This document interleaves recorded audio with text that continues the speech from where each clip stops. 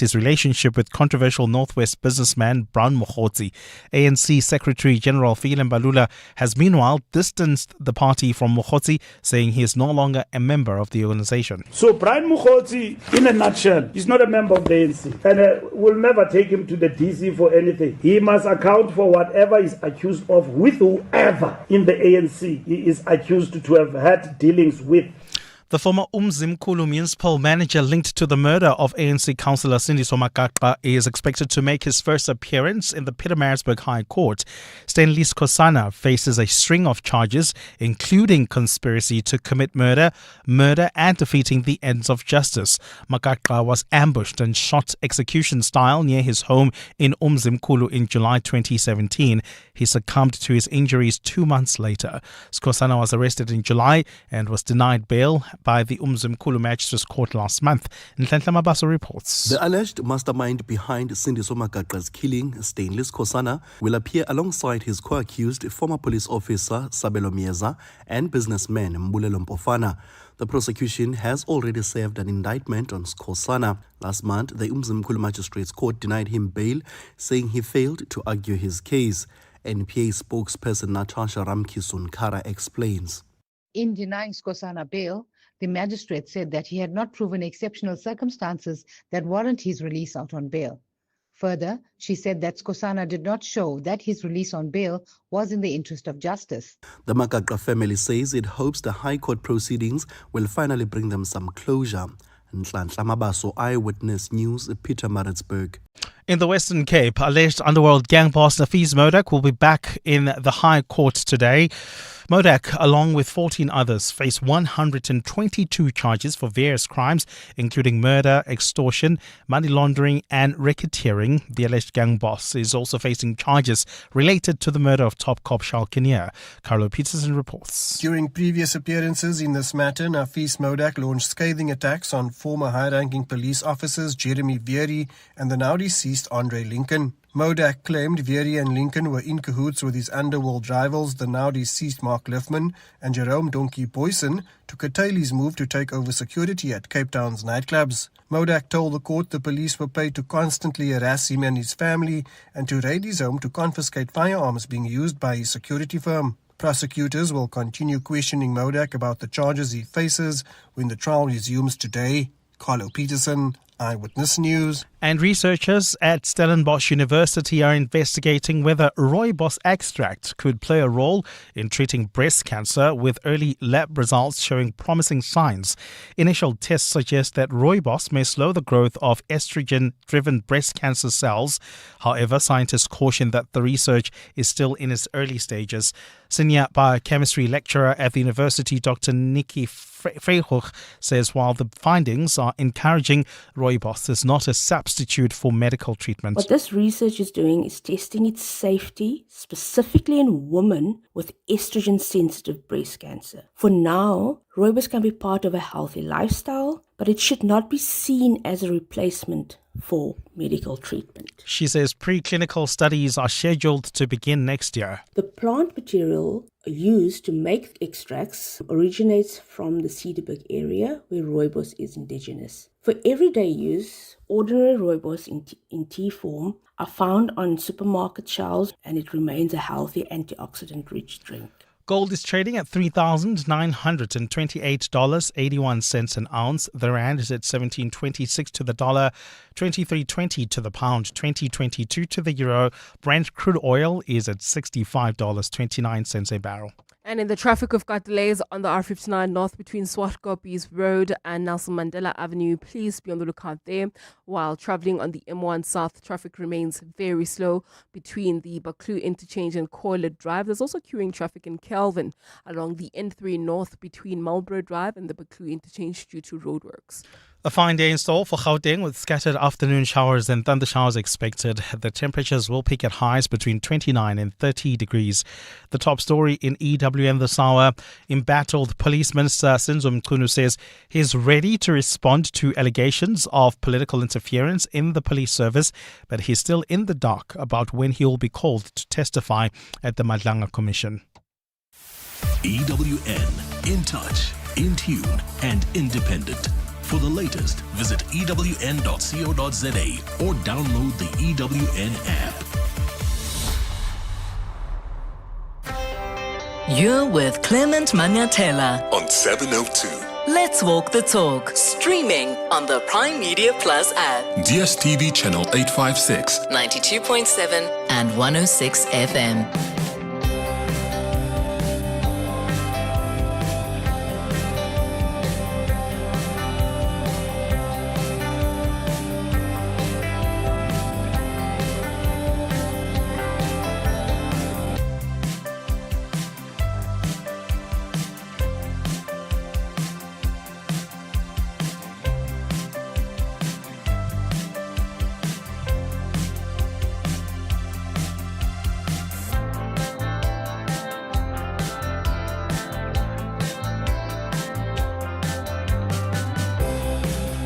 8 minutes after 9 o'clock. Dumelang. Happy Monday. Welcome to the Clement Manyathela Show. So great to have you with us here on 702. It's great to be back on this show. I hope you're well this morning. We start the show with the 702 open line. You can call us on 011-883-0702. If you want to send a WhatsApp voice note, very easy. You do that on 072-702-1702. Congratulations to the Springboks. Did you watch the game on Saturday? They made history in London by beating Argentina 29-27 to defend the title for the first time ever. So they've won the rugby championship for a second year in a row. That's quite something, right? And I just think the Springboks continue to break records throughout. Did you enjoy the game? I mean, it was nail-biting stuff. Let me know how you found the match. Give us a call or send a WhatsApp voice note. Congratulations to George Russell as well from Mercedes, who won the Singapore Grand Prix yesterday. It's so deserved. I always am going to have a soft spot for George Russell.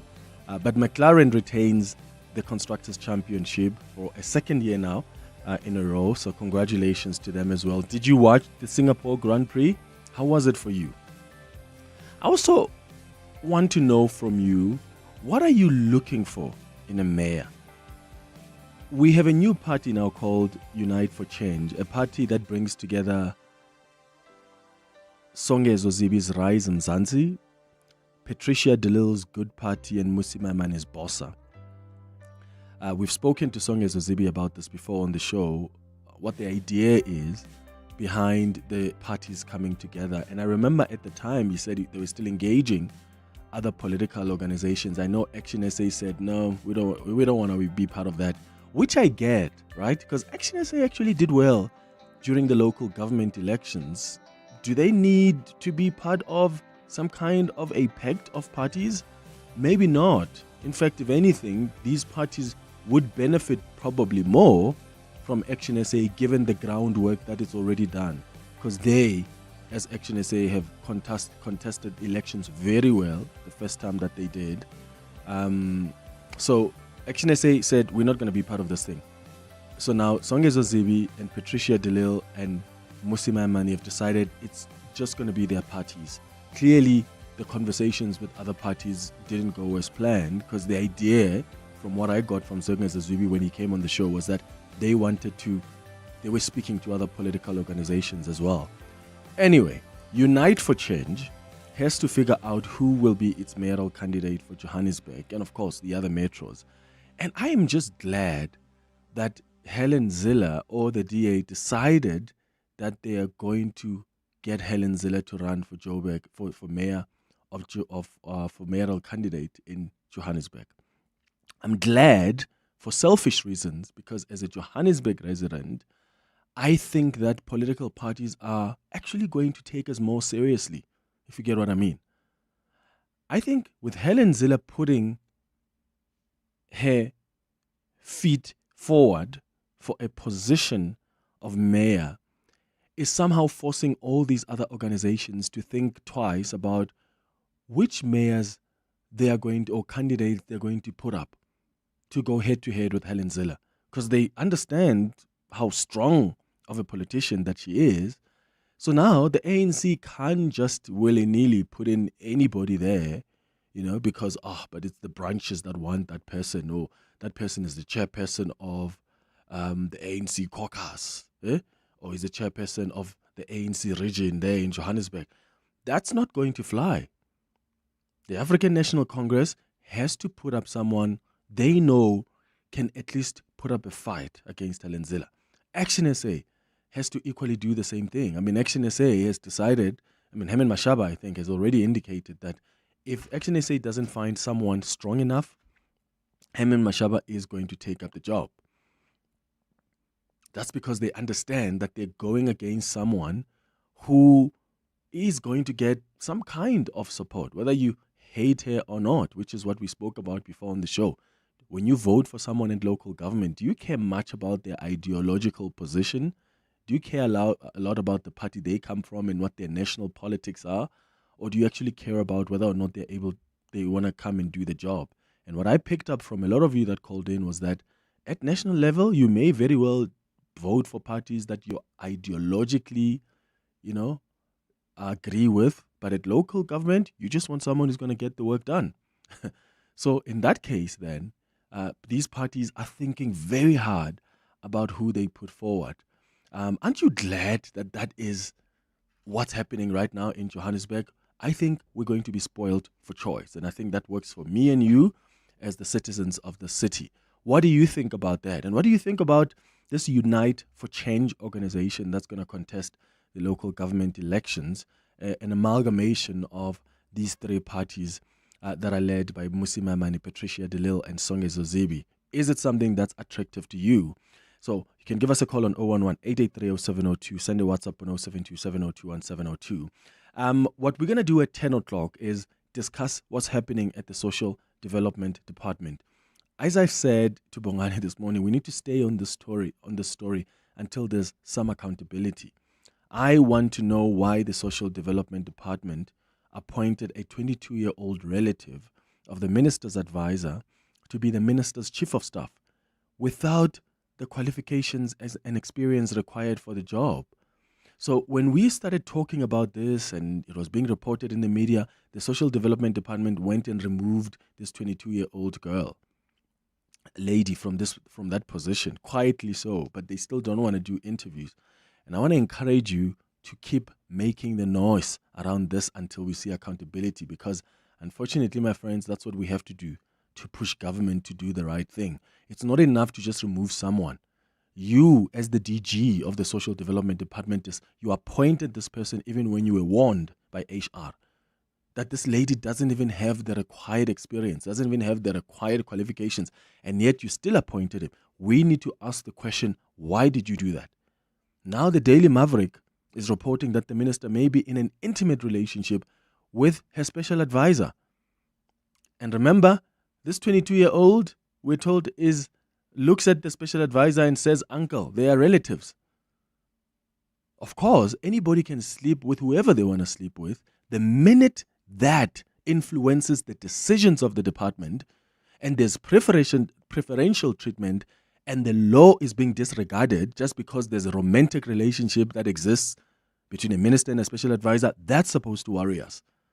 We don't care for their personal lives. But if the reason is that there's an intimate relationship that exists, and that's why a 22-year-old lady with 1 year's experience, 22 years, doesn't even qualify for the job in terms of qualifications, gets given a job just because her uncle is seemingly, from what's being reported this morning, in a relationship with the minister, that is wild. And that's what I want to question with the Daily Maverick, who are going to join us at 10 o'clock. We're also going to be joined by the lawyer of the former chief of staff for the minister, because it looks like the department now is trying to pin it down on the former chief of staff. They're trying to say, oh, it's that former chief of staff who actually somehow manipulated the CV of this young girl. Because that's what happens a lot in government. When you catch them, they're always going to find somebody else to take the fall. So we'll speak to the lawyer of this former chief of staff as well at 10 o'clock. And then at 10:30, we're going to continue with our series where we look at things that science cannot explain. Today, we're going to be looking at, remember we first looked at witchcraft. We discussed manifestation. Last week, we discussed the soul and the spirit. Well, today, we're going to be discussing ghosts and the supernatural world. Do you believe in ghosts? Have you ever seen ghosts. Some people think dogs are able to feel that kind of energy. Young kids often say things to us where you wonder, oh my goodness, did they have a supernatural experience here? I want you to share your experiences with us at 10:30. And then we're going to wrap up the show at 11 o'clock with our Family Matters feature. Today we're discussing how can we manage anger and trauma in men? Because it looks like anger is sort of a normalized response when it comes to men. It's like we're not allowed to discuss and express any other emotion, but when we express anger, it's more justified and normalized, and sometimes that can get out of hand. We're going to have a conversation about how we manage that. Are we intrinsically an angry people? And how do we manage that in the issues that we deal with on a day-to-day? That's the show coming up over the next 3 hours. Clement Manyathela, streaming on the Prime Media Plus app. DSTV channel 856, 92.7 and 106 FM. Good morning, Brother Clement. Max here from Pretoria. You'll forgive me a bit for offering being. I know you spoke about the Red B and Formula One. Now I just want to take this moment and laugh at Kaizer Chiefs and Mamelodi Sundowns. They made my weekend.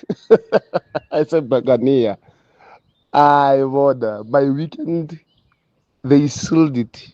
It was nice and they just put the cherry on top. Yeah, have a great show, Mr. Manyathela Show. Good morning, Clement and the team.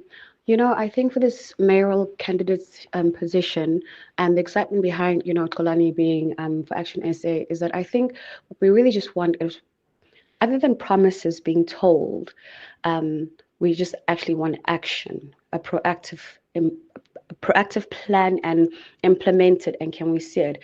And for me, firsthand, I feel like, Herman Mashaba did the right thing to put Xolani as the mayor because he's a man of action rather than words. And I think maybe that's why in the morning in this interview, he fumbled just a little bit, but he's a man of action. And that's what we want, Yeah, look, I mean, he's also, remember, this chap is not a politician, so I think a little bit of grace for him.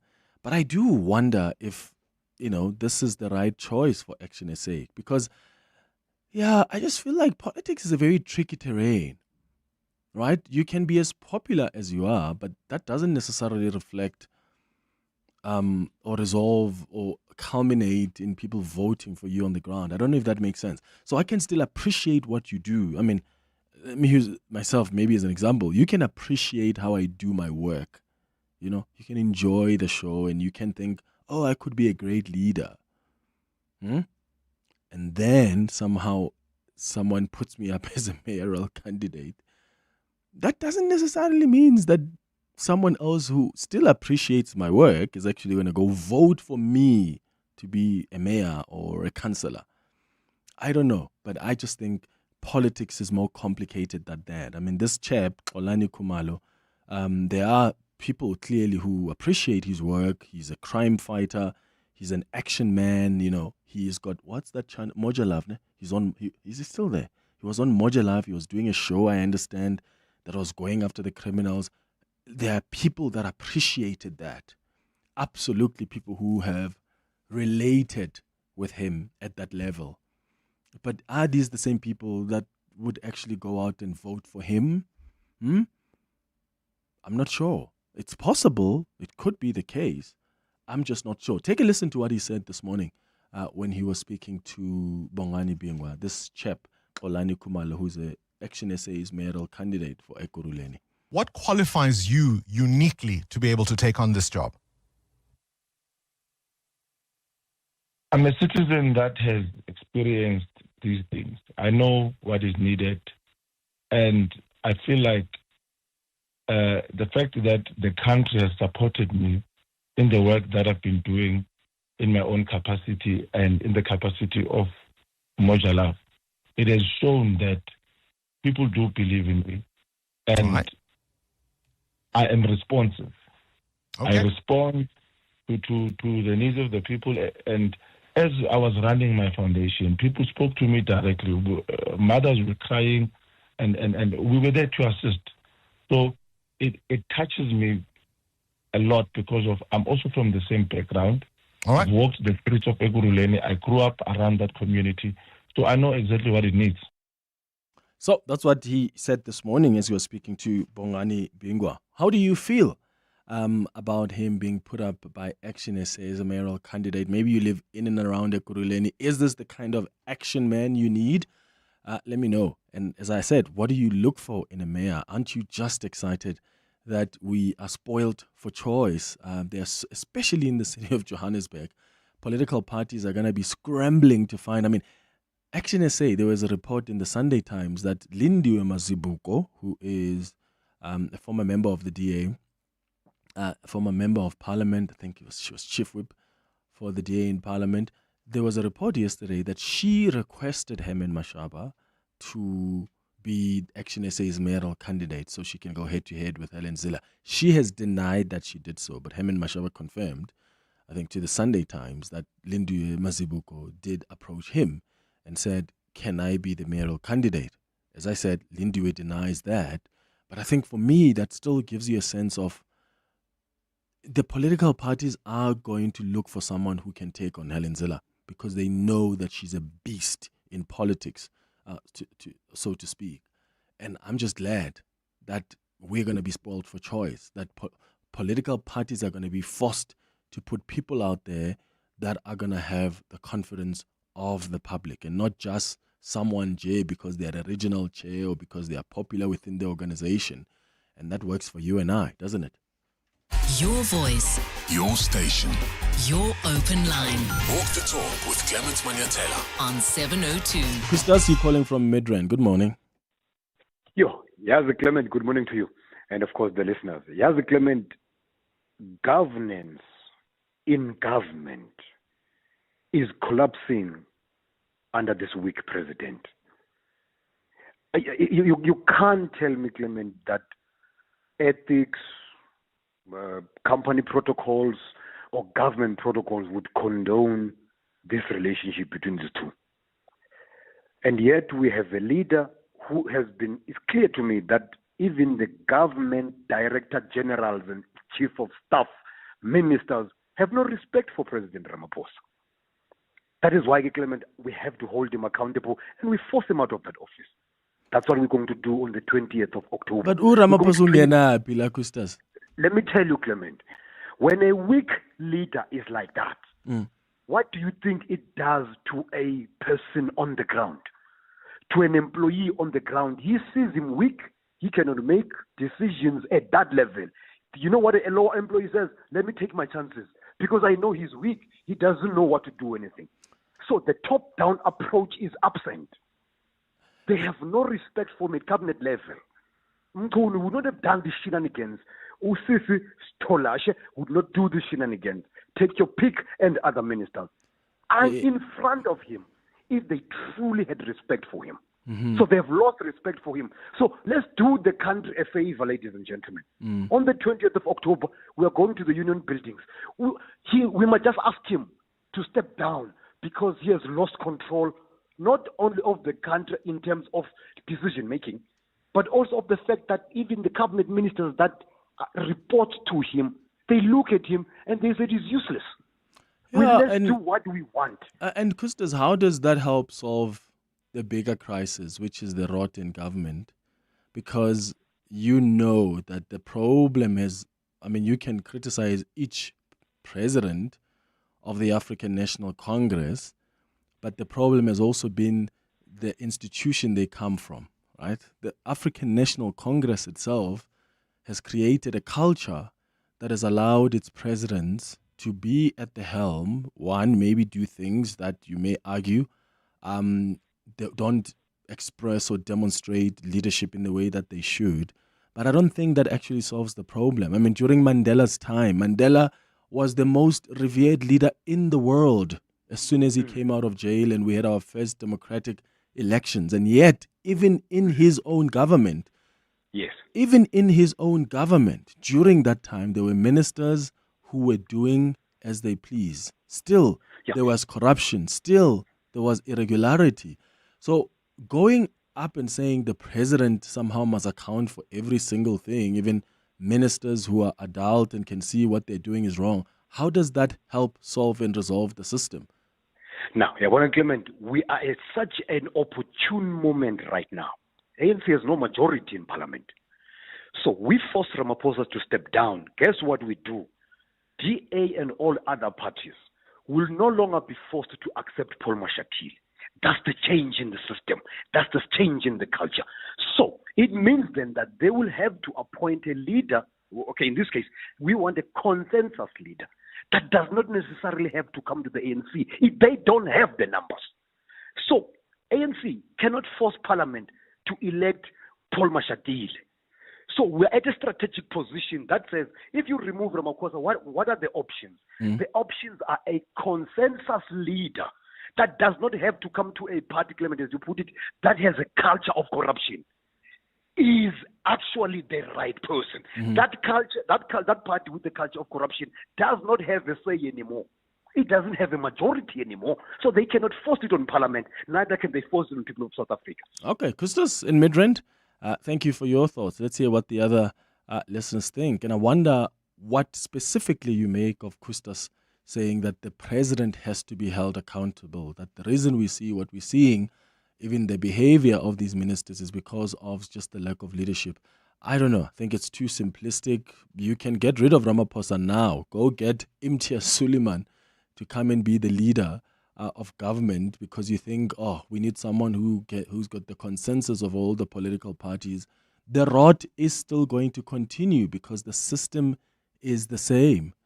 I don't know if that is how you fix what really has become a rotten political system. I think it's much bigger than that, and really requires a more comprehensive response. What do you think? You may be holding a different view, and you agree with Kustas that or maybe even you want to join this march to the union buildings to get the president to consider stepping down. I don't know.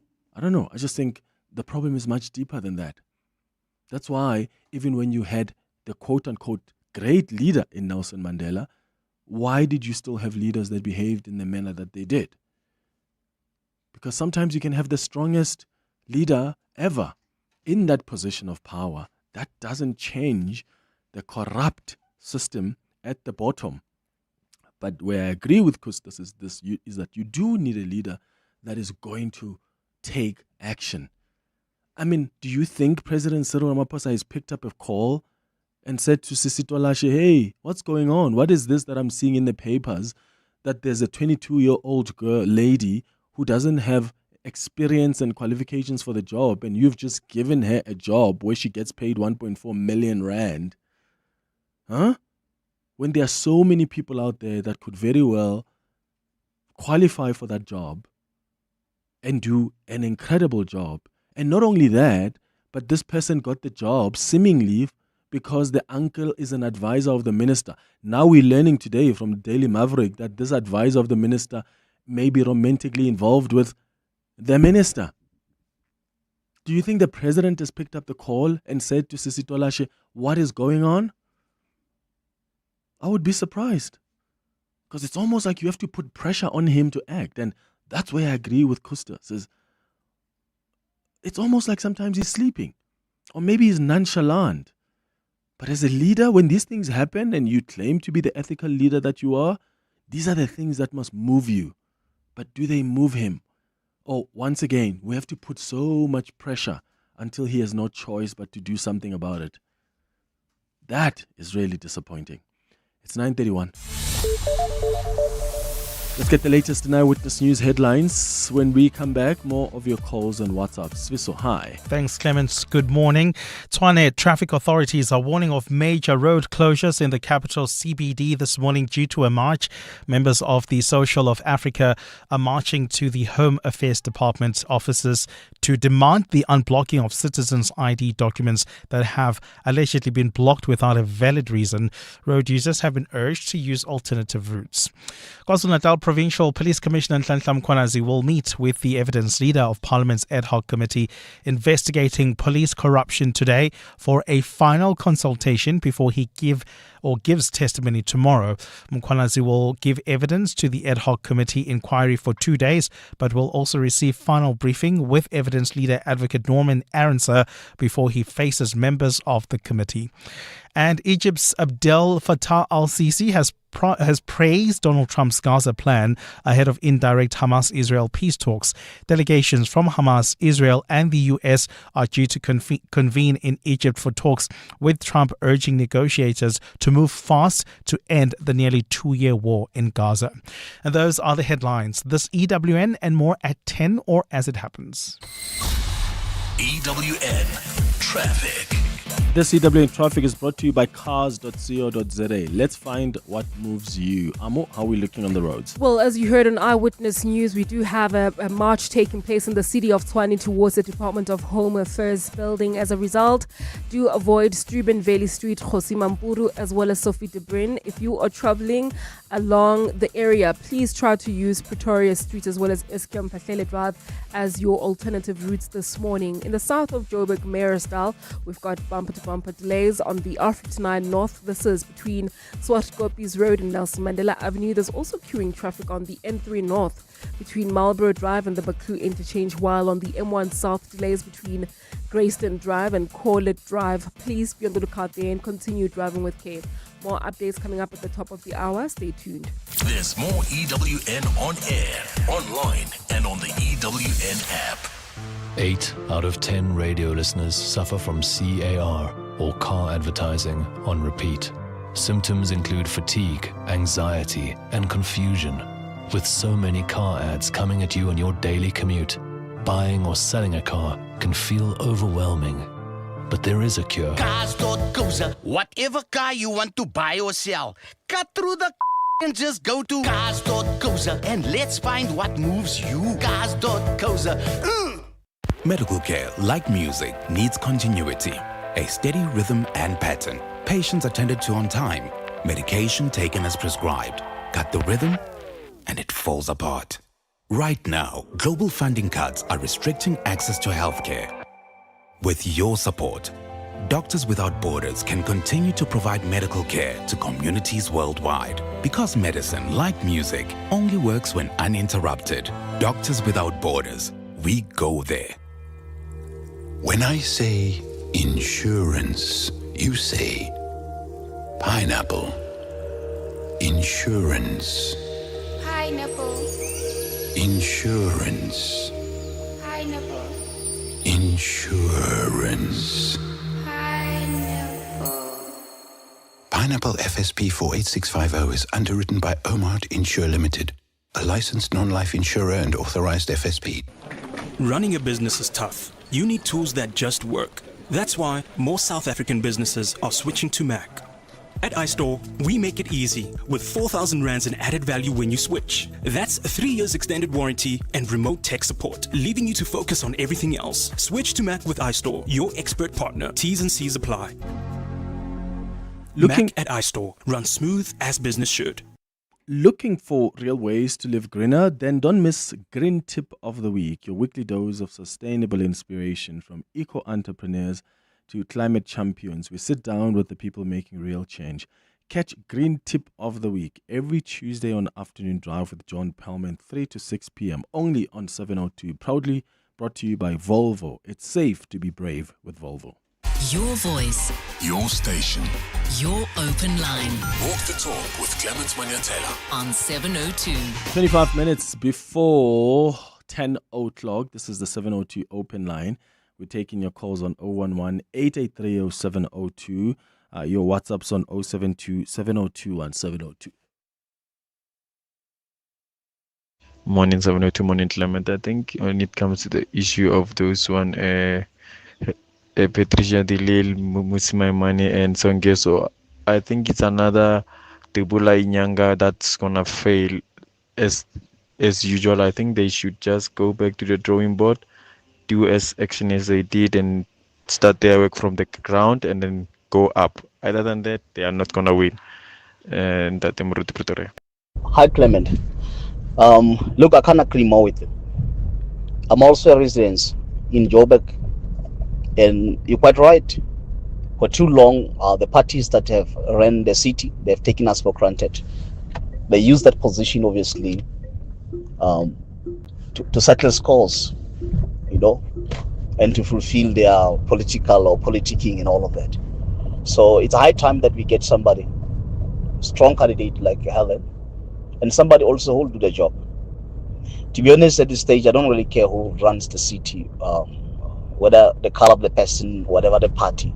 As long as the person is qualified to do the work, can do the work, and will do the work. That's all that matters. All right, Tabam from Binoni. Trust you're doing well. Here's the thing. We are not born as a politician. When we are born, we are not born, then we know that this one is a politician. No, you grow up to be a politician. As you learn, as you grow older, things are happening for you to become a politician. So this guy, for him not being a politician, but he's a mayor, it's not a problem. As long as he'll do the jobs that he's needed to do, he'll be covered.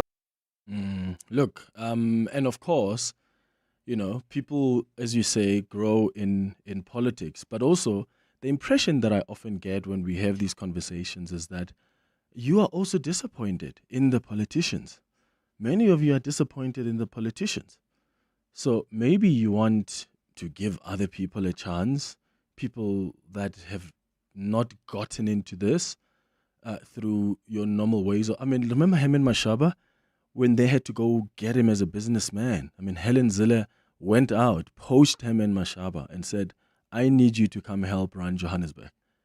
And that's why I think some people sort of had confidence in him and Mashaba, because they thought, here's a businessman. This is not a typical politician. Even with Cyril Ramaphosa, yes, he is. He was the Secretary General. He was in the ANC in leadership positions, but he went and became a businessman. And then he came back to join active politics in a sense. And that's why maybe a lot of people bought into this Tumamina narrative, New Dawn narrative. But what has that meant for you today, I suppose, is the question. So are you tired of politicians or not? And if really you're tired of politicians, you want people that can just come and do the job. Rise Mzansi. There are some people who are more attracted to Songezo Zibi because he's not a typical politician.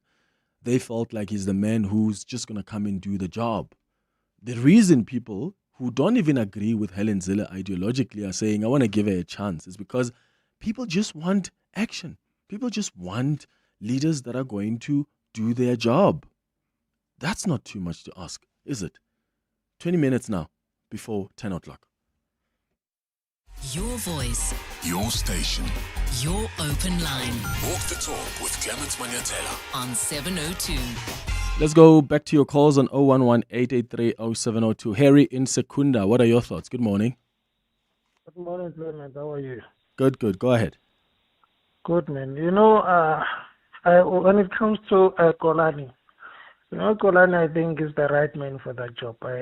Action SA, I think they made the right decision by choosing him as a mayoral candidate. Because, Clement, if you can look, people, they don't care about you being qualified or what. People, they want service delivery. People want water. They don't have water. But those people they're claiming that they've got the experience in politics, they can't give people water. They can't give people roads. If you can look at our communities, people don't have houses.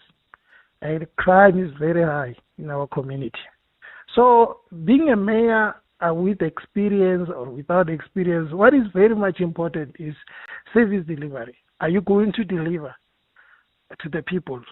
That's very much important because that's what people want. People, they don't care whether, Clement, you've got 10 years experience in politics or what. They don't care about that. They care about, we want water. We want roads. We don't have roads. We want houses. We don't have houses.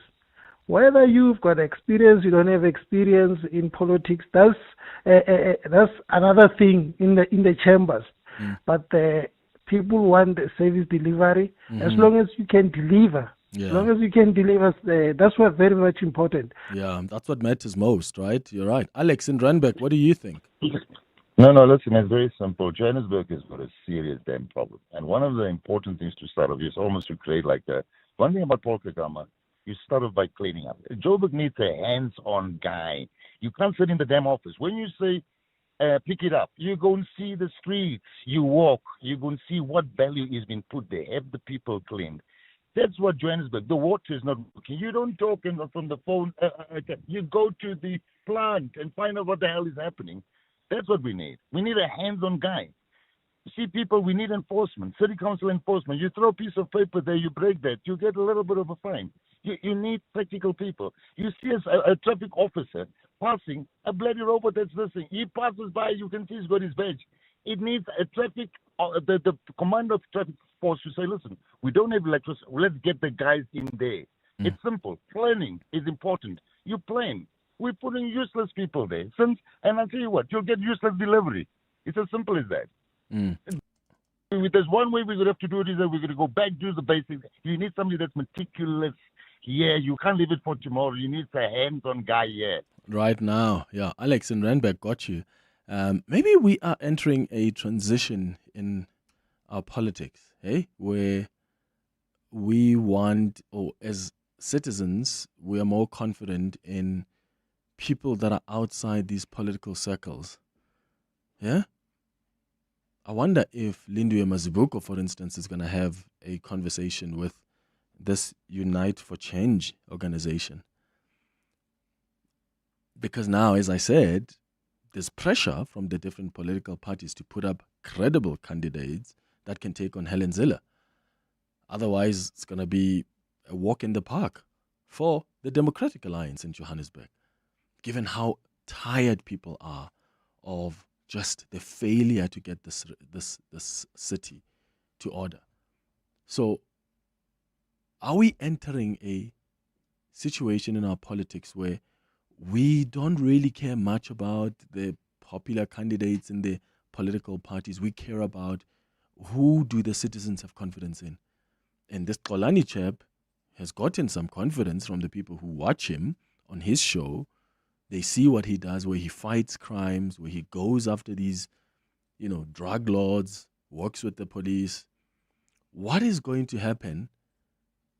Yeah, because that's what he does there. What's going to happen then when he starts working as a politician? Is that something that is more palatable to you, where you think he's actually capable there? Because sometimes, just because you're popular and you're doing this TV show that people appreciate, doesn't necessarily mean that that's going to translate into people voting for you. But that could very well also be the case. So, yeah, let me know your thoughts on that. Let's go back to some WhatsApps and I'll come back to your calls shortly. Hey, hello, Clement. I just want to talk about Xolani for being nominated to be a mayoral candidate in Ekurhuleni. I think, guys, like this thing of people saying he is not a politician, my question is, how can you identify a leader? Which means you can identify a leader for being a politician. But we all know that politicians have messed up this country big time. So the leaders are the people who are doing good job in communities. That is how we identify a leader. It doesn't need you to be a politician. Politics actually doesn't work for South Africans. We need leaders. Even ANC was formed in 1912. You think these people can still produce capable leaders after all these years? These people are just there to enrich themselves. They are no longer leaders. It's just connections. We know we live in communities. We know the leaders. We know good people. I'm living in Alexandra. Babu Twala is a good leader. If we can have a president like him, we can have a good country. So, we don't need politicians, guys, seriously, to be leaders. No ways. Morning, Clement. I think we are now in the era of populist politics, which is weird. But I think one good thing here is you're right. All parties are going to bring their strongest candidate, and we'll have re-elections so that we can have one political party have a full mandate, not this coalition politics. And I'm glad. Well, this Xolani guy do better. I don't think he's a politician, but also I think it was Ria Pieka who said you don't have to be a drunkard to be able to run a liquor shop. So let's see how it goes. Prince in Bedfordville. Hi, Clement. Alana here from the Val. Hey, Clement, I think you've nailed it. You've nailed it. I think for any positions like a mayor or any political positions, what we've come to realize is that we definitely don't need people that have experience in politics, because time and again they've disappointed us. One of the major things that I think it's lacking with our politicians is the will to really transform and change people's lives. And when you look at Xolani, is maybe he's not a politician, and of course, listening to his interview with Bongani, he demonstrated the fact that he's not a politician, does not understand how questions are asked and how he needs to respond. That's work in progress. But from what we can then say from our interaction experience with him is that he's got the will. And maybe we need someone with that foundation of the will. Thanks, Clement. Olani here from the Val. What does extraordinary mean to you? Is it infinite scalability? Or knowing your critical data is safe? Or choosing the best cloud for your business needs? Only Vodacom Business offers 5 cloud providers all under one roof. Search Vodacom Business Cloud. Together, let's build the extraordinary. Vodacom Business. Further together. Oh, dreamers. They love to watch the dice roll, chasing that rush, that one big win. But then there's a different kind of player. Those who rely on strategy and not chance. Who know that winning is earned. Those people play with SportPesa. SportPesa. Make it count. SportPesa is licensed by the Western Cape Gambling and Racing Board. No person under the age of 18 permitted to gamble. National Responsible Gambling Program toll-free counseling line 0800 006 008 or WhatsApp help to 076 650 710. Winners know when to stop. Join us for the Clash of the Titans at the Inanda Polo Club on the 19th of October, where Africa unites through polo. Proudly brought to you by Titan Law in association with Polo South Africa. Don't miss out. Book your spot on Howler. Your voice. Your station. Your open line. Walk the talk with Clement Manyathela on 702. 11 minutes before 10 o'clock. Let's continue with your calls on 011-883-0702. Lesego, you're in Bryanston. Good morning. Good morning, Clement. Sure. My point here, I think people have selective amnesia. Well, I wasn't a fan of the guy. I think it was Kabelo, the ex-mayor of Joburg. Commander. Yes, he wasn't that effective. But when he came out, I think within the first couple of days, everywhere it was, who's this person? Doesn't have experience. Why do we trust him with the city of Joburg? We knew he was a political pawn, but the reason why I'm raising that, it's convenient for people to remember that it's okay for Xolani to be a mayor when he doesn't have experience. I always live by one thing. If you want to ruin your credibility as a social activist, jump the very thin line and become a politician. We Mampela Rampela. Heaven for that matter as well. And now Xolani does it.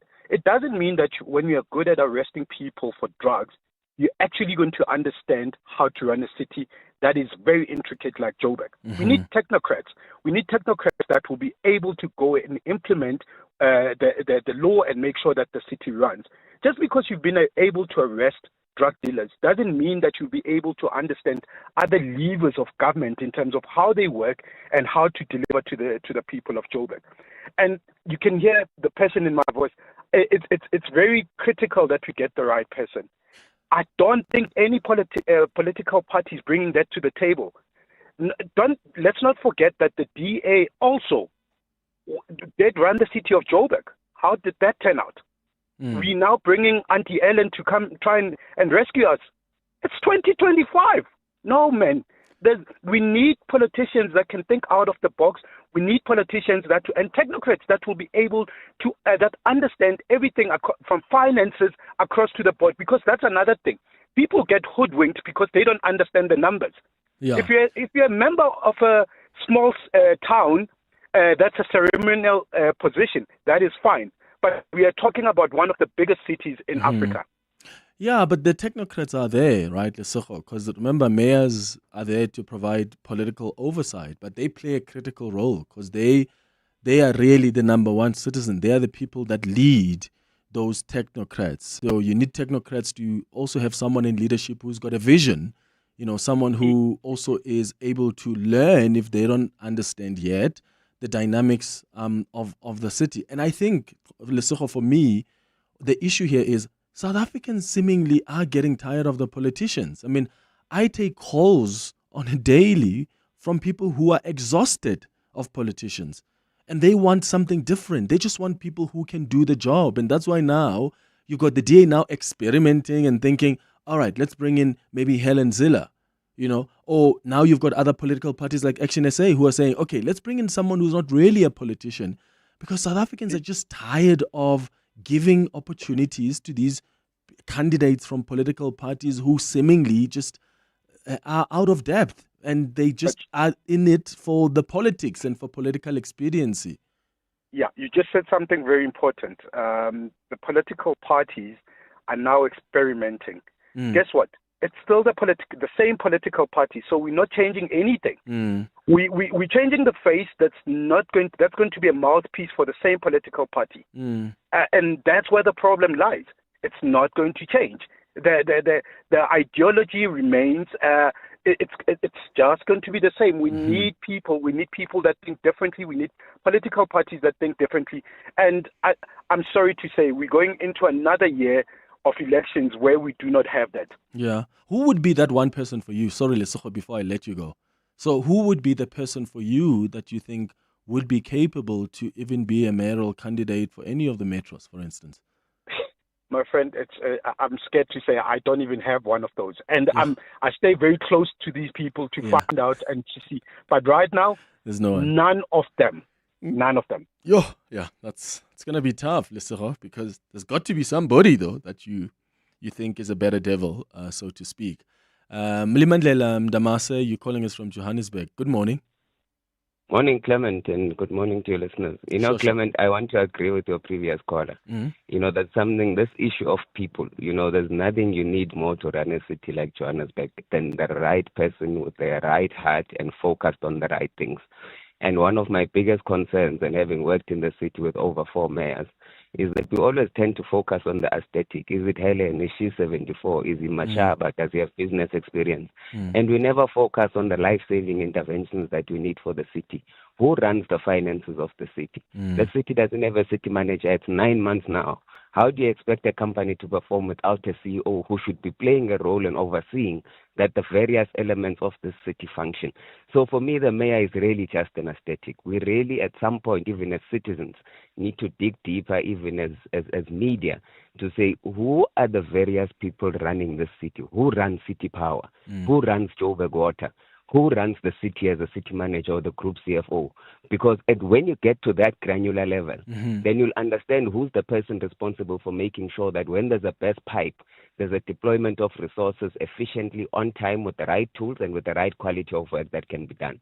A mayor doesn't do that. And until you get those people and understand who's in those positions and someone who can then lead them as a team, then you finally find a functioning Johannesburg. But otherwise, if you still think the aesthetic of who the mayor is going to solve your problems, unfortunately, the systemic problems that you confront are not going to respond, even to that mayor that you think may be very successful.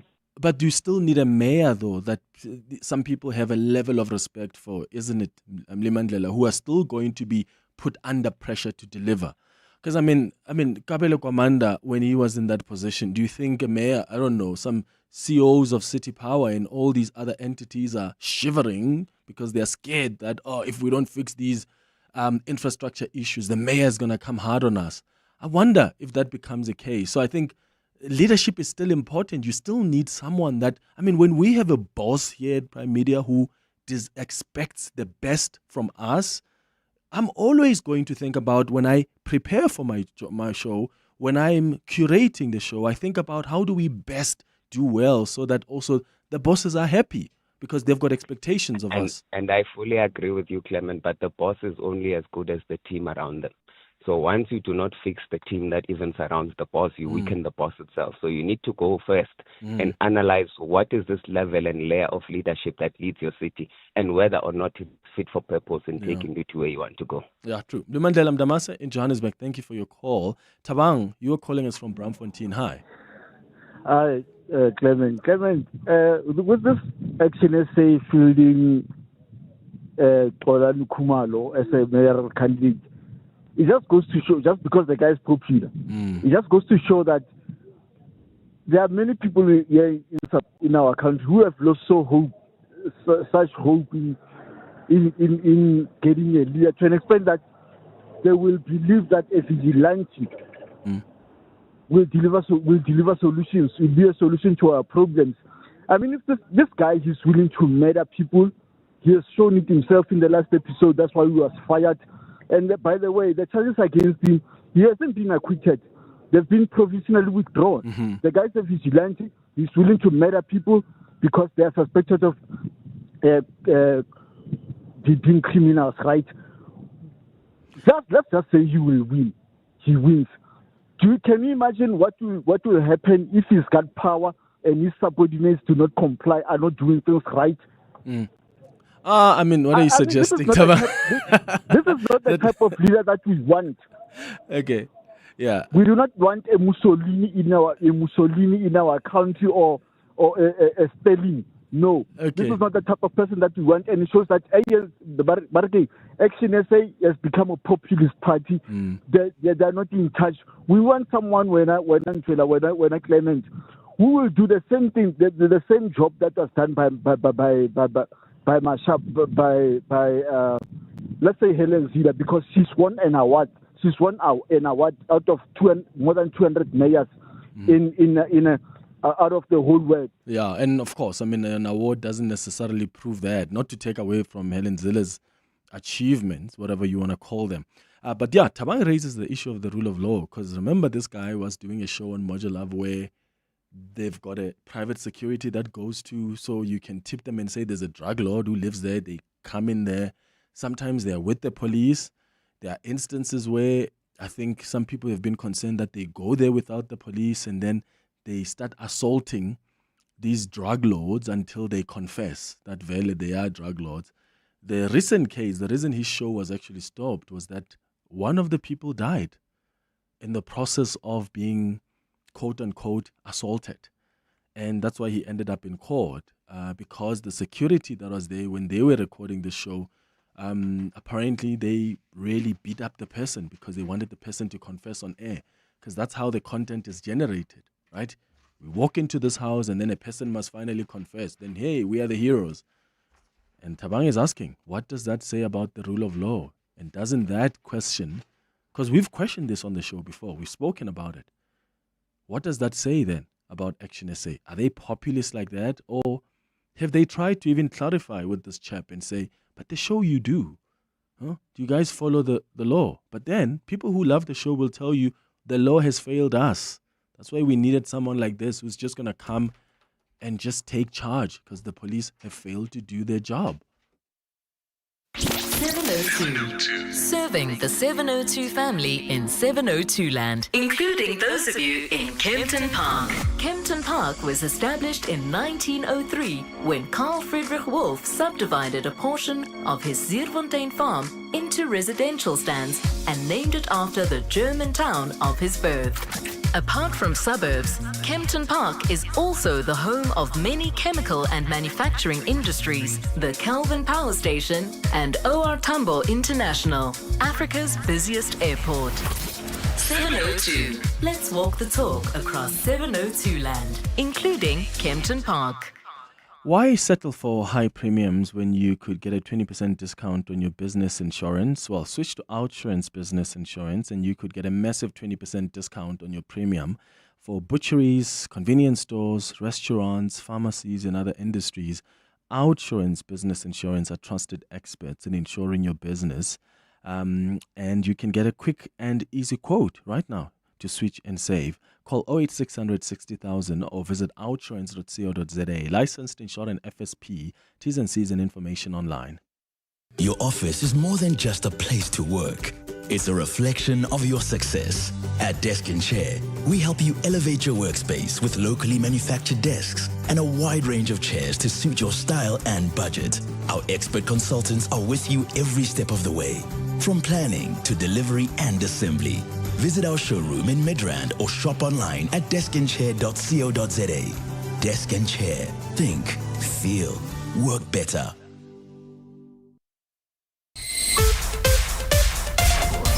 This is EWN. Good morning, I'm Sfiso Zulu. Tshwane traffic authorities are warning of major road closures in the capital CBD this morning due to a major march. Members of the Social Africa Movement are marching to the Home Affairs Department's offices to demand the unblocking of citizens' ID documents that have allegedly been blocked without a valid reason. Road users have been urged to use alternative routes. A mother accused of selling her 2-year-old son is expected to return to the Vanderbijl Park Magistrates Court today. Kinele Shalaba and her co-accused traditional healer Sibokwane Kwanyana are facing charges of premeditated murder and human trafficking. Shalaba was arrested in November last year in connection with her son's disappearance. Kwanyana was subsequently handcuffed this year after pointing out where the body of the child was buried. Jabuli Lembata is in court. Kinele Shalaba and her co-accused Sibukwane Khwanyana returned to the dock today for DNA results of the child. 2-year-old Kutlwano Shalabo's little body was dug up on the side of the road in Beggersdal in May this year. Khwanyana led the police to the scene when he was arrested in May too. He faces an additional charge of being in the country illegally. Jabuli Lembata, Eyewitness News, Vanderbijl Park Magistrates Court.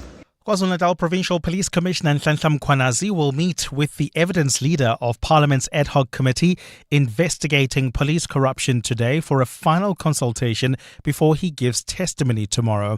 Mkhwanazi will give evidence to the ad hoc committee inquiry for 2 days, but will receive final briefing with evidence leader Advocate Norman Arendse before he faces members of the committee. Arendse says Mkhwanazi needs to be consulted about the different approach the committee will take as compared to the Madlanga Commission when Mkhwanazi was already appeared. Babalo Ndenze reports. Advocate Norman Arendse told the committee on Friday that all plans are in place for the first interaction with Nhlanhla Mkhwanazi to interrogate the allegations of corruption in the criminal justice system that he made at a press conference in July. He said the legal team was still finalizing witness statements due to some delays in getting documents from witnesses. Today, Arendse will make final arrangements with Mkhwanazi before he takes to the stand to explain the different approach the committee will take when leading evidence. So there will be differences, Chair. We will be having a further consultation with General Mkhwanazi on Monday to discuss some of these differences with him so that he's not caught by surprise. Parliament also says it's ready to conduct the hearings at its Good Hope chamber and security will be beefed up for Mkhwanazi's appearance. Babalo Ndenze, Eyewitness News. Minority governing parties in Johannesburg have blasted the MMC for Community Development, Tebogo Nkonku, for poor performance and resolved to recall him from his position. The MGP is a grouping of 10 small parties that forms part of the ANC-led coalition government in the Johannesburg Metro. They recently held a 2-day Lekgotla where they also reflected on Nkonku's performance, who is the MPG's only representative in the Mayoral Committee. MPG Deputy Secretary Lubabalo Magwetsu says they have written to Mayor Dada Morero requesting that he replaces Nkonku with Tapelo Ahmad from Al Jamaa. He even evades accountability in Section 79 committees and has to call upon board chairpersons to go and account on his behalf, something that has never happened in the city of Johannesburg. Even if you call him right now, he will run away because he does not want accountability. The reality of the matter is that he is holding that position on behalf of the minority parties, and this is therefore a misrepresentation of the capacity of the minority parties in the city of Johannesburg. And Egyptian President Abdel Fattah al-Sisi has praised Donald Trump's Gaza plan ahead of indirect Hamas-Israel peace talks. Delegations from Hamas, Israel and the US are due to convene in Egypt for talks with Trump, urging negotiators to move fast to end the nearly 2-year war in Gaza. Both Hamas Hamas and Israel have responded positively to Trump's proposal for an end to the fighting and the release of captives in Gaza in exchange for Palestinians held in Israeli jails. El-Sisi says a ceasefire, the return of prisoners and detainees, the reconstruction of Gaza, and the launch of a peaceful political process that leads to the establishment and recognition of the Palestinian state shows the right path to lasting peace and stability. Gold is trading at $3,928.81 an ounce. The rand is at 17.26 to the dollar, 23.20 to the pound, 20.22 to the euro. Brent crude oil is at $65.29 a barrel. And in the traffic, several roads in the city of Tshwane are closed off to traffic due to a march that's taking place in the area. Routes affected includes Francis Bad, Nanasita, as well as Khosimampuru Street. Motorists are being advised to use alternative routes while traveling on the N3 North in Kelvin. We still have got roadworks taking place right near the Baku interchange. Delays from Marlborough Drive. A fine day in store for Gauteng with scattered afternoon showers and thunder showers expected. The temperatures will peak at highs between 29 and 30 degrees. The top story in EWN this hour. Tshwane traffic authorities are warning major road closures in the capital CBD this morning due to a march. EWN, in touch, in tune, and independent. For the latest, visit ewn.co.za or download the EWN app. You're with Clement Manyathela On 702. Let's walk the talk. Streaming on the Prime Media Plus app. DSTV channel 856. 92.7 and 106 FM.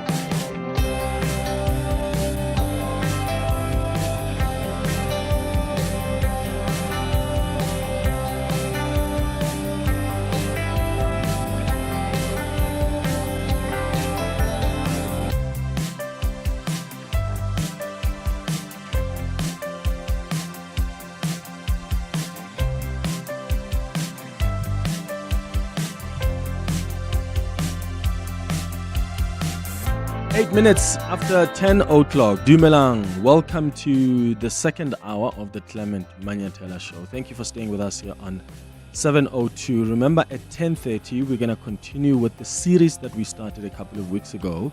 It's been a fun one, so informative too. We've been looking at some things that science can't explain. It was suggested by one of our listeners. And so far, we've looked at witchcraft, we've discussed manifestation, we've discussed the soul and the spirit. And today we're going to be talking about ghosts and the supernatural world. Do you believe in ghosts? Are you convinced you've ever seen ghosts? Trust me, there are people who are very much convinced that they have experienced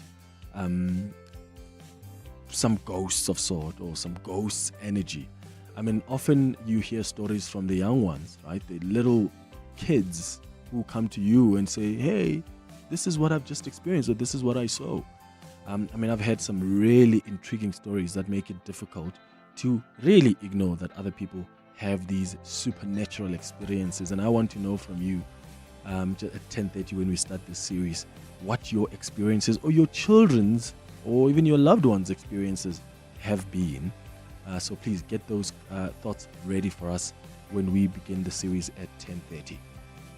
You're with Clement Manyathela. 702. Here's a story that I think we need to pay very close attention to. It's what's been happening at the Social Development Department. We need to stay on the story because they probably think that them ignoring our interview requests will tire us, but that's not going to work. In fact, we're going to stay on this until they're able to come and chat to us. I particularly want to understand why the Social Development Department appointed a 22-year-old relative of the minister's advisor to be the minister's chief of staff without the qualifications and experience required for the job. We learned last week that there was even a warning from HR that this person doesn't qualify for this job of chief of staff. And just to remind you, if you haven't been following up on this story, this chief of staff, who's now been removed, by the way, is 22. We are told that she's the niece of the minister's special advisor. The minister's special advisor is Ngwaku Khatla. And her qualifications for the role are so questionable. So she has got a diploma in information technology from Rosebank College in Limpopo. Her CV reveals that she has 1 year's experience as, and I quote here, manager sales and marketing, end quote, for the same college. And you know what her duties included on her, what she says on her CV? Her duties as manager for that 1 year at Rosebank College in Limpopo, her duties included distributing promotional materials and providing information about the college. She did that for a year at this Rosebank Limpopo College. And then, boom, chief of staff gets paid 1.4 million rand in our taxpayers' money. Does that make any sense to you? Well, she doesn't have the qualifications, nor does she have the experience. If you read the report in the Daily Maverick today, that's probably going to help you answer the questions you may have. Because the Daily Maverick is reporting that the Minister of Social Development may be having an intimate relationship with this special advisor whose niece was appointed the minister's chief of staff. And I've said before in the previous hour, that's all fine because personal relationships are not inherently problematic, right? We don't care who's dating who. But where it could be of great concerns is when there could be conflict of interest, where abuse of power is witnessed, or where professional judgment is compromised. And in this case, if really there is a romantic relationship, you then ask yourself whether that's resulting in the preferential treatment that we've seen in as far as the advisor is concerned. Because this same advisor was actually found wanting because Ngwaku Khatla, this advisor, worked for the minister when the minister was still the deputy minister. And when he was there, he was charged with 3 counts of gross misconduct when it was discovered that in addition to his job in Tolashe's office, he was also working for another government business entity, the Northwest Transport Investments Trading, and allegedly drew salaries from both places without disclosing it. And that's a contravention of the Public Service Act. Nothing has happened to him. He's now the minister's advisor. The minister has moved with this chap from when she was still deputy minister to now when she's Minister of Social Development. So you see why then you make a connection and it should concern you if this person is in love with the minister? Because then that seems like, and this is the allegation that's made by sources that spoke to the Daily Maverick, is that this person is being protected by the minister. Nothing is happening to him. The department has gone and removed this 22-year-old lady quietly without wanting to answer questions why this person was appointed in the first place when she didn't qualify for this job. They've just removed her from a position, but they're not coming to explain why. What happened? Why did they ignore the advice from HR? Well, I want to bring in now Paul Khoza from Paul Khoza Attorneys, who represents Zanele Simons. Now, Zanele Simons is the former chief of staff at the Department of Social Development, and she was fired after allegations that she falsified the CV of this 22-year-old woman who replaced her in that senior position that she didn't even qualify for. Mr. Khoza, thank you so much for coming to speak to us. Good morning. Good morning, Clement. Good morning to you and your listeners. So you represent Zanele Simons. My understanding is she is the former chief of staff of the Minister of Social Development. What is she challenging exactly? No, that is correct. Firstly, let me appreciate and thank you for giving us the opportunity to speak to your listeners. The issue here, let me just give you a background. Firstly, she was placed on precautionary suspension. Mm-hmm. The allegations then were that she's placed on precautionary suspension because she used the electronic signature of the minister without proper approval. Mm-hmm. And let me tell you, that is not correct. Zanele categorically denies that.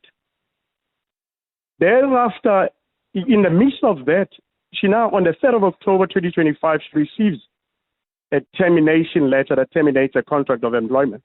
Mm-hmm. One would think when she was placed on precautionary suspension, The rationale was that they needed to investigate the matter. And once the matter is investigated, she was going to be afforded an opportunity to state her case as well. So that has not happened. Boom, out of the blue, she's now dismissed from that work. That is what we are challenging. We're challenging precisely that. Mm-hmm. So because she's not the chief of staff for the minister currently, as she's now being removed, right? She was moved to another entity within the social development department. Is that correct? That is correct. That is correct. But we are challenging the termination of her employment. As we speak, papers have been prepared. They are going to be filed at court, at the labor court, on an urgent basis this morning. Mm-hmm.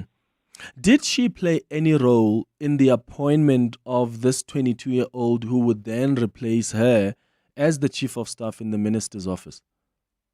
No, not as far as we know, not as far as our instructions are concerned. Okay. Okay, so now she's going to be challenging this decision. And this was communicated to her when? Terminating? On the 3rd of October. 3rd of October, okay. Yeah, let me also say this, Clemens. I see the Department of Social Development, they are adopting an ostrich approach in a matter, because we also wrote them a courtesy letter to say to them, retract from this thing, because what we are doing, it's unprocedural, it's unfair, it cannot be done. So we have not received anything from them, because we informed them that if we do not receive anything from you, that would speak to the retraction of that termination of employment. We are going to approach the labor court. And what is also key is that we're not going to ask for costs from the department, but from them personally, from their own purse. But they are adopting an ostrich approach. They do not want to come on board.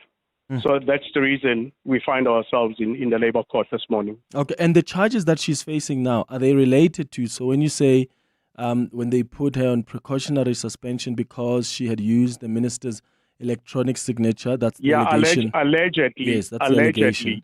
Yeah, without the minister's approval. Did that have anything to do, though, with the employment of this 22-year-old when this signature was allegedly used without the minister's approval?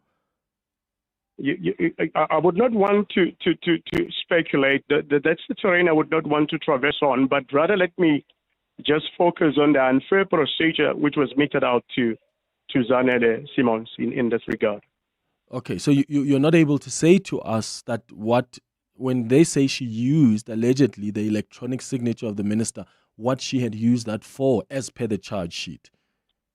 The charge does not really disclose that, except for saying that she used it to falsify CVs without proper authorization. And we want to state it before you that is denied vehemently. That has not happened according to the instructions we have. This must be for some other reasons known to the minister, known to Zanele Simons in this regard. All right. Paul Khoza, thank you for coming through. Paul Khoza is from the Paul Khoza attorney, represents Zanele Simons. So when you read, in fact, the Sunday Times released a report yesterday where they explained that this former chief of staff of the social development minister was placed on precautionary suspension in September, along with Lesedi Mabichela, who had been named as the department's new chief of staff, this 22-year-old, because questions arose about the latter's appointment at the beginning of September. So it looks like they are trying to say she's the one that must take the fall. And this thing happens a lot, right? Even remember when we were calling on John Steenhuisen to also act against his own chief of staff. And you could tell that initially during the conversations, you have to shift the blame somewhere. So either you shift it to the person you've appointed, this chief of staff, and he's the one that has to take the blame and then say, I'm sorry, I'm out, I'm resigning. Even though, as John Steenhuisen, you knew exactly what people were concerned about in as far as this gentleman is concerned, but you thought, I can bypass that. In this case, the social development minister was cool with this woman being her chief of staff. There's no way that the minister didn't know that this person didn't even have the right qualifications, because then the DG then fails in his responsibilities, because HR warned, hey, be careful there. This person doesn't have the right qualifications, doesn't even have the necessary experience. Do you think they cared about that? They didn't. I mean, it's really stuff that happens a lot, and we seem to normalize it and we move on from it, and we shouldn't. We must stay on it, and that's why we've invited Bridget Masango, who's the Portfolio Committee on Social Development. She's the chairperson of that committee, because we've got to ask how the committee is going to hold the minister accountable. Thank you so much, Chairperson Masango, for joining us. Good morning. Hi, Clement. Good morning, and thank you for the opportunity. When is the minister appearing before your committee to respond to these questions around not only this former chief of staff that has now been quietly removed, but also accounting also for the special advisor who seems to have been found wanting in the previous role of the minister when he was, we are told, receiving 2 salaries from government, and he was found to have violated the Public Finance Management Act. What's going to happen there? When is she coming? Right. The minister we are meeting, the committee meets on Wednesdays, but on Thursday is when the minister will be tabling a report that I, on behalf of the Portfolio Committee, asked her to put together, because when the questions were coming in the committee before we went on this short break that we've been to, the minister said to us as the members that she can't respond just haphazardly as the questions were asked coming out of the media, and she said she would like to be allowed to present a report on all these issues. And I can confirm that on Thursday she will be sitting before the committee to table that report, and then we will, as a portfolio committee, be able to ask questions and make comments, and then that is when we will know what step to take next, because these allegations are quite serious. And we can't continue without having them, corrected, as it were. And so until I have that report, Clement and your listeners, I'm not in a position to say what's going on and what we are going to do and so on and so forth.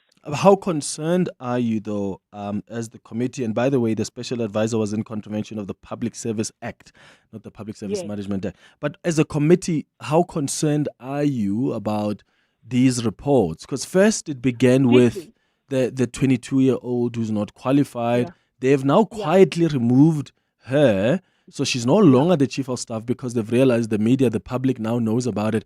But they don't even want to come and do interviews and explain how this person got the job, when HR also warned you that don't appoint the person. So is it of great concern for you as a committee? Serious concern, Clement. We cannot, when the minister started with us, our biggest issue with the department was the acting positions that are key to the work that is being done by this social development department, and we made it very clear to her, and to say that we are very concerned. We've been for some time with the fact that the department that is so huge, a department that is looking after people that are classified as poor and vulnerable, has so many acting key positions, and the minister undertook to us last year when she started that first on her order of business would be to fill in the key positions in the department itself, plus also in the entities, which is the South African Social Security Agency and the National Development Agency. So as things have been progressing, we have been getting notifications that this key position has been filled, like the CEO of SASA and some DDGs in the department, and so on and so forth.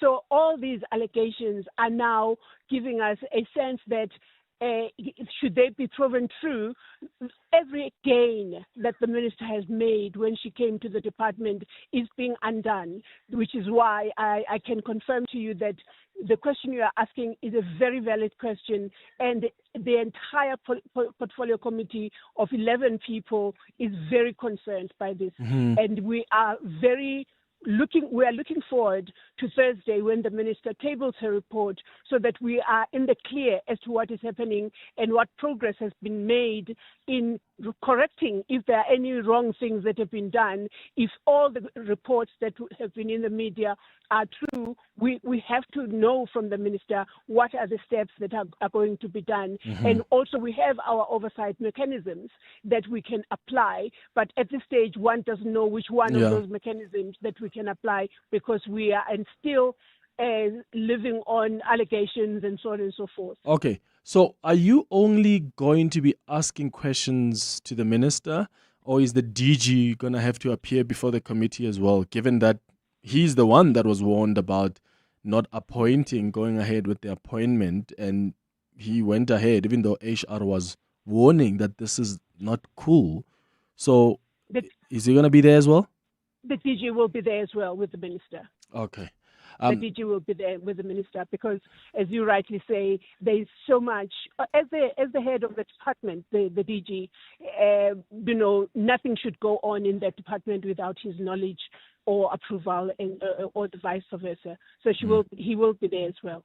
Okay, got it. Thank you so much. Bridget Masango is the chairperson of the Portfolio Committee on Social Development. So the department doesn't want to talk to us. They've been running away for the past 2 weeks.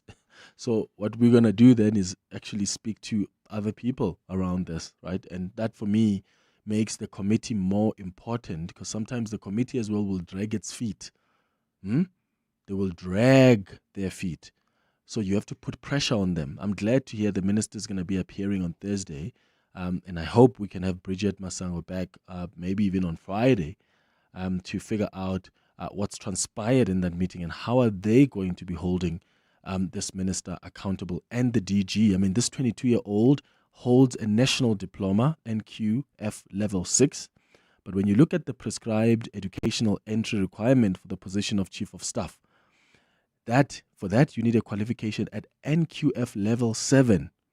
Not only that, you need 5 years of experience, not just any experience, but experience at middle or senior management level.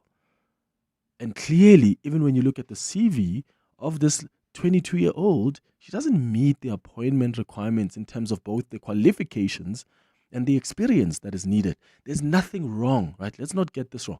There's nothing wrong with a 22-year-old being a chief of staff. Absolutely. This is not a conversation about someone being too young for a particular job. This is a conversation about someone who clearly didn't qualify in terms of qualifications and experience, doesn't have any of that. And they are appointed to a position. And now we're beginning to understand why even the DG didn't listen to HR. Because now, as the Daily Maverick reports, is that the minister may be having an intimate relationship with the advisor, who happens to be the uncle, we are told, of this 22-year-old. Very questionable. Good morning, Clement. It's Kate from Midrand. I'm so puzzled. Never ever have any of these people admit to wrongdoing, even if it's clear that they've done something wrong. Most lawyers will defend anything and everything for money, even if they know that they will lose the case. Finally, if the head cannot account, how can the others account? Lead by lying. Have a nice day. Yeah, it's just shocking, guys. This DG is just shocking. Shocking. We've tried so hard. In fact, 3 weeks. I mean, there was a time when I was doing the breakfast show when the social development spent millions sending people to New York to attend a conference. We wanted him then for that. He was playing hide and seek. Oh, sorry, I'm stepping into a meeting. To a point where we said, okay, DG, you tell us when you're going to be free. Just give us 10 minutes of your time. I was happy to stop whatever I will be doing at whatever time the DG is available and record that interview. They've never come back to us because they're running away. And now we've got these WhatsApp messages that are being leaked, which purportedly, apparently show this relationship between the minister and the advisor. Daily Maverick did say that they've not been able to independently also confirm whether these are the contacts of the minister and the contacts of the advisor. But if that's the case, that gives you a sense of, it helps you understand why this special advisor is being protected against any action. But it gives you a sense why, if really this is his niece, why the niece then gets a lucrative job like that when they don't even qualify for it. Hi, it's 10:31. Hi, Swisso. Thanks, Clement. Good morning. Hundreds of people have gathered outside the Home Affairs offices in Pretoria for a major protest that's affected traffic in the capital. Members of activist group Soil of Africa are demanding the unblocking of citizens' ID documents that have allegedly been blocked without a valid reason. The group has attributed the issue to alleged corruption by the Home Affairs Department. Police are investigating the hijacking involving Gift of the Givers team in Cape Town. It's understood the group was attacked in Khayelitsha on Friday night. The members were on duty at the time of the incident. And France's President Emmanuel Macron has accepted Prime Minister Sébastien Lecornu's resignation just hours after unveiling his cabinet. Macron named Lecornu, a former defense minister, to the post last month. But the largely unchanged cabinet he unveiled late yesterday to work with Lecornu sparked fierce criticism across the political spectrum. Those are the headlines. This EWN and more at 11, or as it happens. EWN Traffic. Traveling in the city of Tshwane, as you heard on Eyewitness News, you could need alternative routes, especially if you're heading towards the Department of Home Affairs this morning. There's a march taking place around the Department of Home Affairs. As a result, several routes that are affected include Nanasita, Francis Bard, as well as Khosimampuru Street. If you're traveling in Kelvin, we still have got those roadworks along the N3 North, right near the Baklu interchange. Delays coming out of Marlborough Drive. There's also bumper-to-bumper traffic along the R59 North. This is between Mayoral, Swartkopies Road and Nelson Mandela Avenue. Please be on the lookout there. About a 15-minute hold-up reported. And then in Meredale, we've got more delays on the M1 North right after the Uncle Charlie's interchange. This is due to roadworks that are taking place along this route. Please be on the lookout. More updates coming up. Stay tuned. There's more EWN on air, online, and on the EWN app. Ready to lead the future of business? At Wits Business School, leaders don't just adapt, they define what comes next. Choose from a wide range of postgraduate programs designed to develop your leadership and strategic thinking skills. Whether you are looking to deepen your expertise or broaden your horizons, there's a qualification for you. At Wits Business School, ambition becomes leadership. Visit wbs.ac.za to find the program that's right for you. That's wbs.ac.za. It's spring, SA, and here at DecoFern, we say it's time to say yes. Say yes to new friends. Yes to new adventures. Will you marry me? Yes! And definitely say yes to a few new things. Welcome to DecoFern. Say yes to awesome savings at the DecoFern Furniture Spring Sale with up to 35% off on outdoor furniture and much more in-store now or at decofernsa.co.za. Let me get this right, Ron. You're a plumber by day and Pretoria's smoothest wedding DJ by night. Yeah, it started out as a passion and now I've got bookings until December. And a smoke machine that needs its own seatbelt. And you sold your car to buy a van through We Buy Cars. Brew, it was music to my ears. Zero admin, no long queues. They pulled in, checked it out, and before I knew it, I had cash in the bank. Now that's a banger. We Buy Cars. Geared for your passion, geared for you. You're with Clement Manyathela. 702. Let's walk the talk. 25 minutes before 11 o'clock. We started a series a couple of weeks ago where we're looking at the things that science can't explain. So far, we spoke about witchcraft. 2 weeks ago, we discussed manifestation. Last week, we were talking about the soul and the spirit. And today, we're discussing ghosts and the supernatural world. And I want you to share your experiences with us. I know there are lots of people who've got a thing or two to share about this, whether, from the perspective of their children or from their own perspectives. So do you believe in ghosts? Do you believe you've had that close interaction with that supernatural world? Because stories of ghosts and the supernatural continue to captivate our imaginations as humans, right? I think they do. But what is it about the supernatural that keeps us so intrigued? Even, right, when science, technology, and logic, for instance, are not often in alignment, at least from other people's experiences. I mean, many people claim to have seen or felt something beyond explanation, or a presence in an empty room, or a voice in the night, or a sudden chill when there's no wind that's blowing. And I think despite the centuries of investigation, science still really struggles to fully explain these experiences. So what's your understanding of the supernatural world? But I'm asking directly, though, specifically about ghosts. Do you believe in ghosts? Have you had an encounter with one before? Or maybe your children have come to tell you things where you thought, oh my God, they could be onto something here. 011-883-0702 is the number to dial. The WhatsApp line is 072-702-1702. Mark Rose Christie is a paranormal psychologist and founder of the Mystery Ghost Tour. Mark is going to join us and guide us through this conversation. Mark, thank you so much for making time for us. Good morning. Good morning to you. You have been studying and guiding people through South Africa's most haunted locations for years now. What first drew you to this world of the supernatural? Well, first and foremost, I'm a magician and an illusionist. I used to do the big illusion shows in South Africa like David Copperfield. Yeah. And I was to also do in Las Vegas, but I had a rather bad road accident.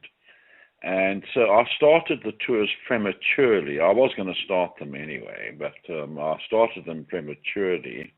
But I could also say that it's because I had gone on the London Ghost bus in 1988. My accident was in 1999, so 11 years before that. And since that date, 11 years before my accident, I always wanted to start something like this in South Africa, and possibly even, around the world, because the ghost tours that you get around the world are 90% history, 10% ghost story, and absolutely nothing else. They don't talk about the science or the paranormal. They don't explain the types of ghosts, all that sort of thing, So being a parapsychologist, I wanted to, include that. And the third thing is that when I was a child, I had my first experience with a ghost, which was a little girl that used to cry in our house. And then when I was 16 years old, without knowing it and without knowing what poltergeist phenomena is, I caused my own poltergeist phenomena. That's sort of the wrap-up of how I got into the whole Did they ever explain who that little girl was that you were seeing? And when you say I started seeing this little girl who used to cry, was that in a vision? Was that like seeing it as if it's happening right now in real time? Like it's tangible? We have on the tours seen tangible ghosts, but when I was 6, I never saw her. I only heard her. Oh, okay. But since I've been doing these tours for 25 years in 8 different cities, there have been times when we have actually visually seen ghosts, and not just one of us, a whole group of up to 60 people. Jeez. Sure. So in your research, how do you define a ghost? And are we talking here about spirits of the dead, or is it something else entirely? Well, there's many types of ghosts. There's not just one type of ghost. So let me start off with the interactive ghost. The interactive ghost is a soul, is a spirit.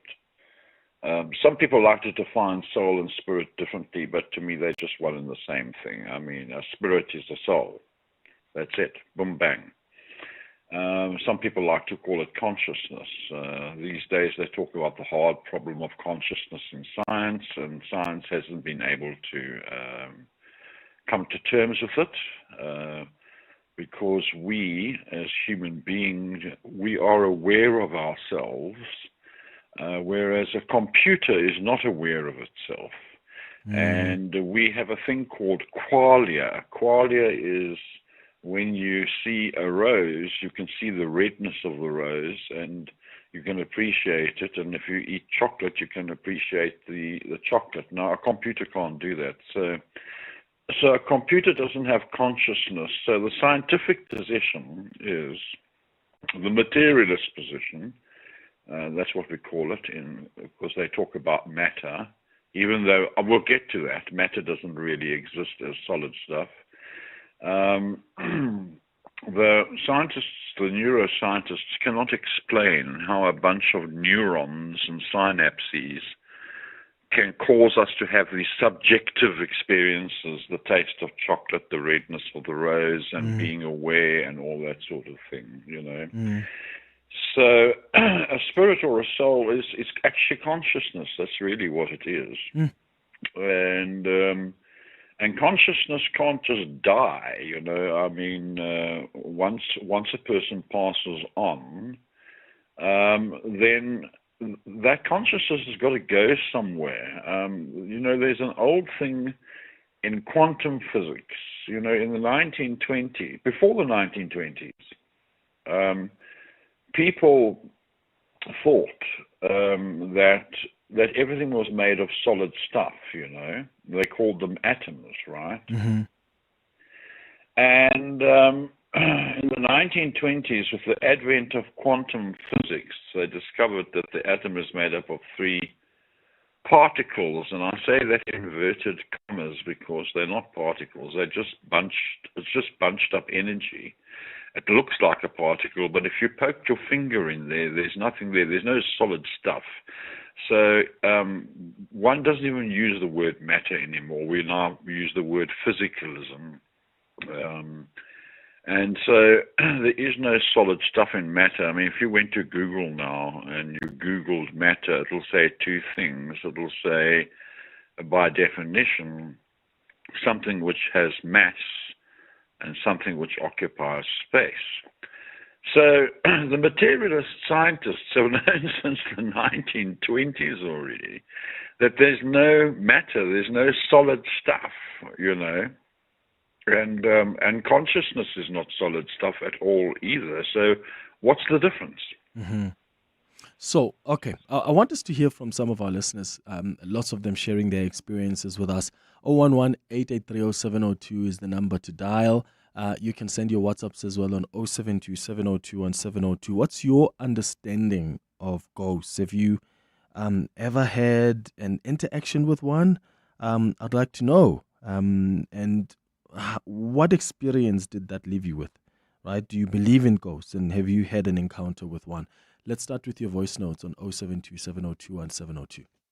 Clement, I was between the ages of 3 and 5 when I first saw sighting of a ghost. I was sleeping, ran out of sleep in the middle of the night. Back then, we didn't have electricity in rural areas. When I opened the blanket to look how far the skiki is for me to go and urinate, I saw a shadow of a man wearing a long jacket as well as a hat, standing right by the door. And I covered up immediately, and for a while I couldn't breathe while covered up with a blanket, and I opened up again just to catch some air as well as check whether that shadow of a man is still there. And I saw a shadow of a chicken on top of my bed towards the feet. And then at that point I couldn't believe what I saw, but when I told my parents about it, apparently the shadow of a man with a long jacket was how my grandfather used to dress back in the days, and I couldn't understand, is my grandfather ghosting me or what? Hi Clement, this is Jermaine from Eldorado Park. With regards to have I experienced the supernatural many a times. I think when you are younger, there's a saying that you are purer, so you can see ghosts more in during the day, at night. I've seen them. I've seen demonic entities. I've seen what they call shadow people. Yes, definitely there is ghost. And a lot of these shadows people also have very bad influences on people's lives. So yes, when it comes to the supernatural, remember it's before the physical world, the supernatural world already existed. So yes, thank you for a great show. Goodbye. Yeah. Bongi, you are calling us from Centurion. Good morning. Hi, good morning, Clemzy. Sure. They do exist. 1988, 89, I was expectant with my first son. I was left in the office alone. I worked, I got tired, I slept in the couch. As I was sleeping on the couch, all of a sudden I woke up and there was this guy, a white guy, just next to my head. White hair, a physical person. Yeah. He asked me, "What do you want in my building?" Luckily, the couch was next to the door.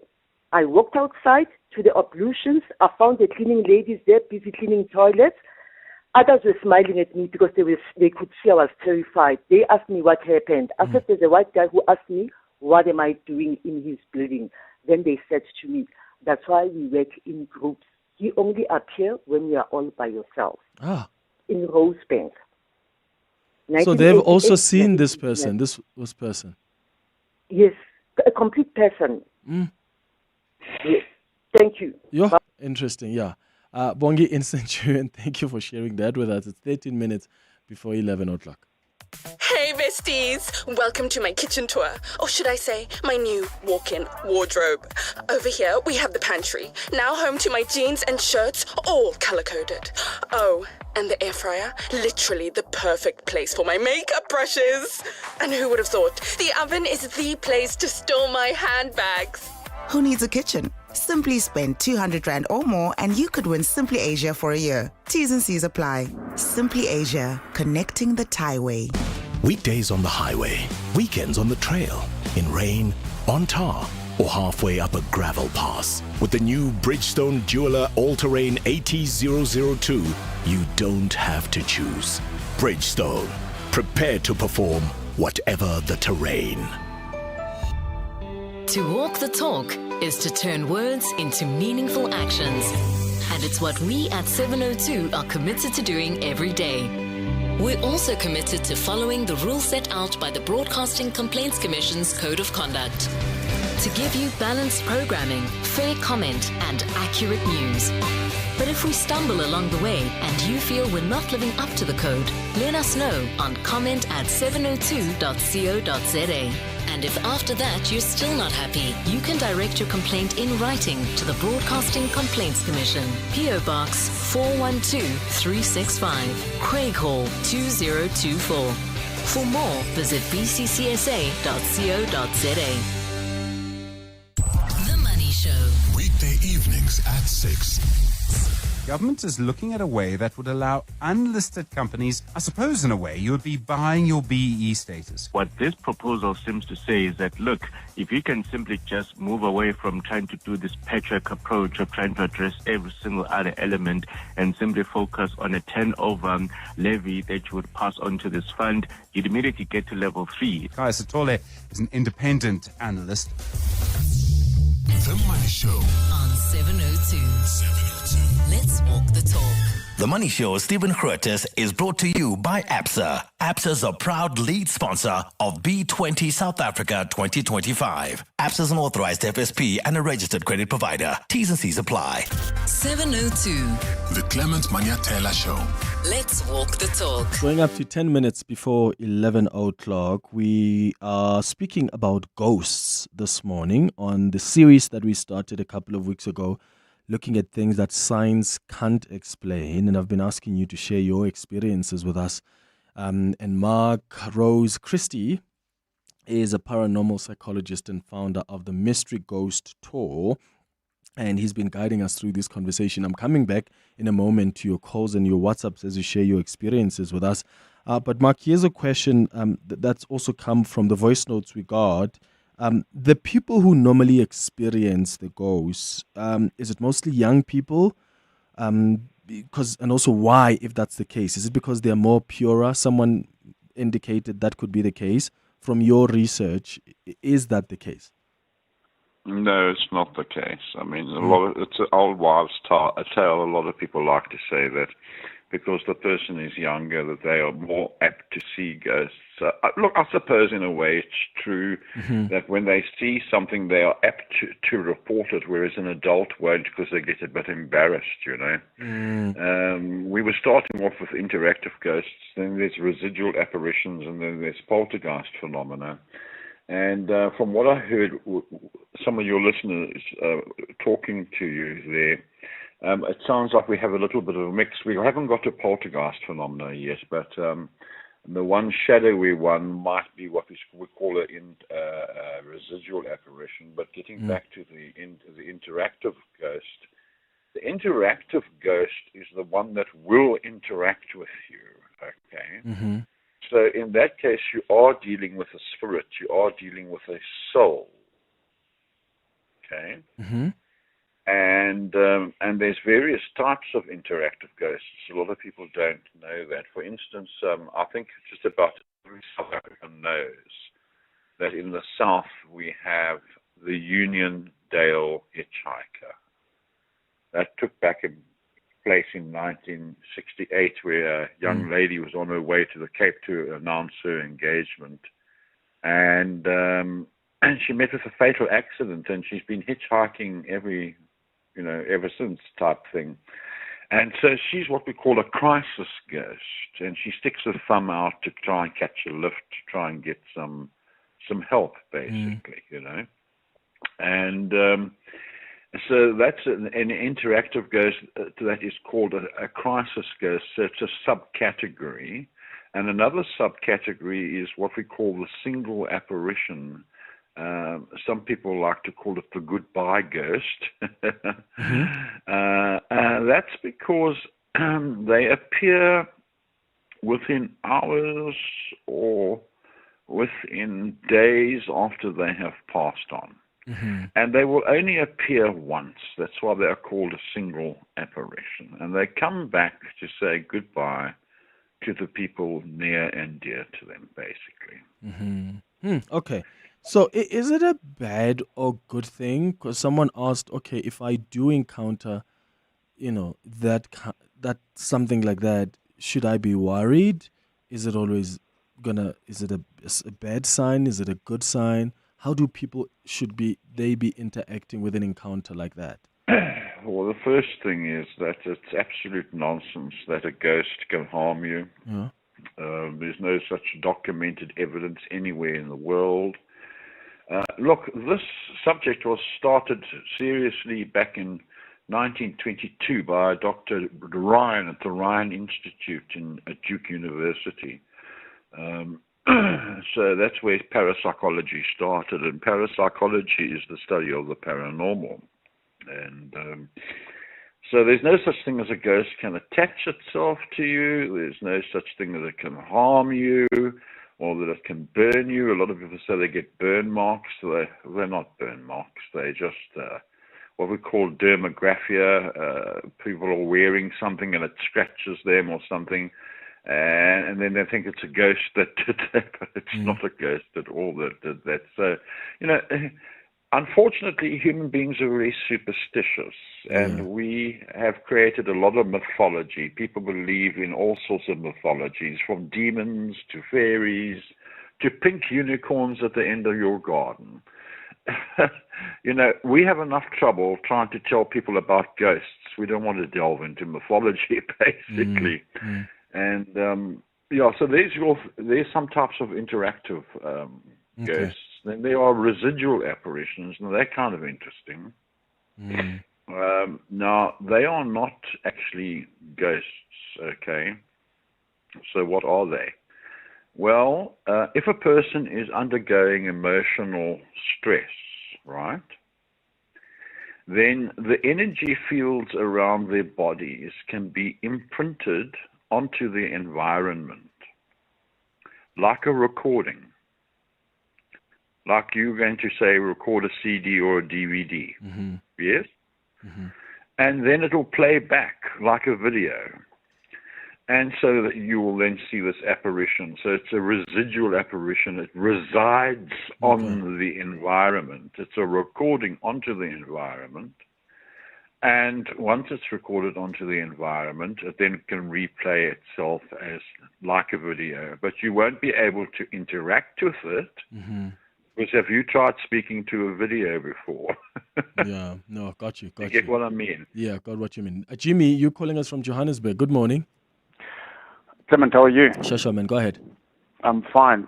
Listen, I had an encounter of a paranormal at some instances, yes.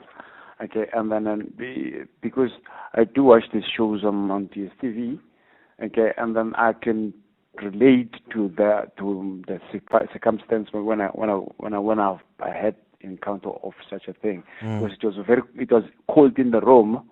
And it was during December period, which is supposed to be hot. And then when that thing shook, it just shook me, and then just so that I can notice it, I woke up and I looked at it.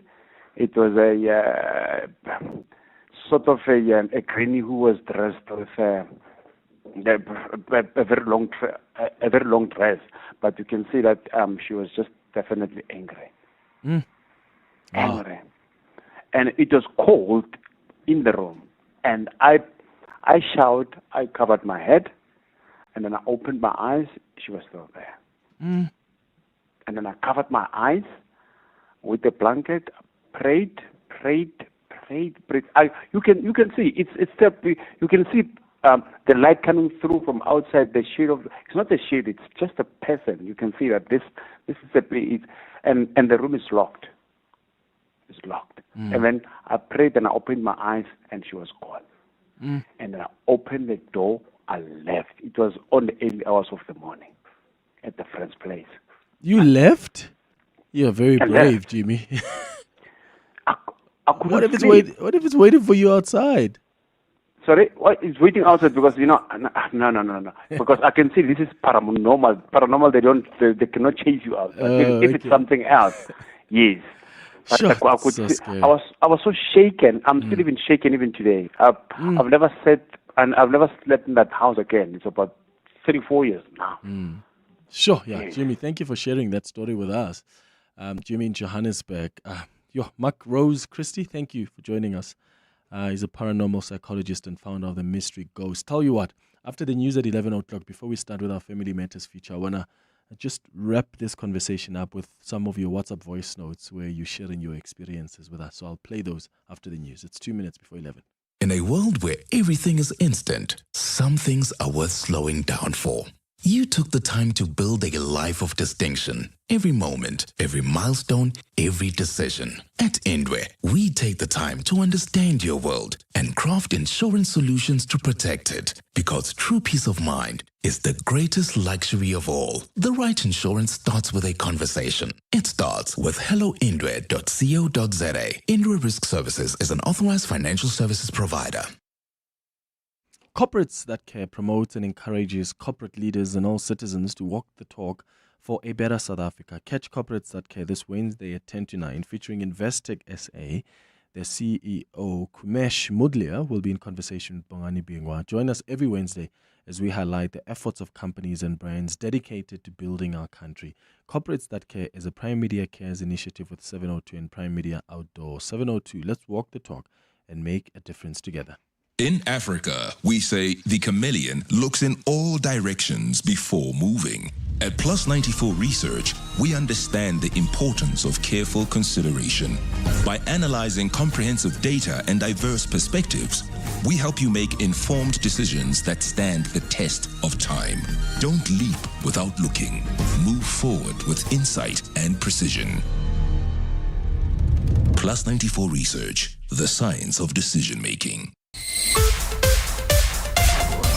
This is EWN. Good morning, I'm Sfiso Zulu. Hundreds of people have gathered outside the Home Affairs offices in Pretoria for a major protest that's affected traffic in the capital. Members of activist group Soil of Africa are demanding the unblocking of citizens' ID documents that have allegedly been blocked without a valid reason. The group has attributed the issue to alleged corruption with the Home Affairs Department. Road users have been urged to use alternative routes and avoid all blocked roads. The former Umzimkhulu municipal manager linked to the murder of ANC councillor Sindiso Makaqha is expected to make his first court appearance in the Pietermaritzburg High Court today.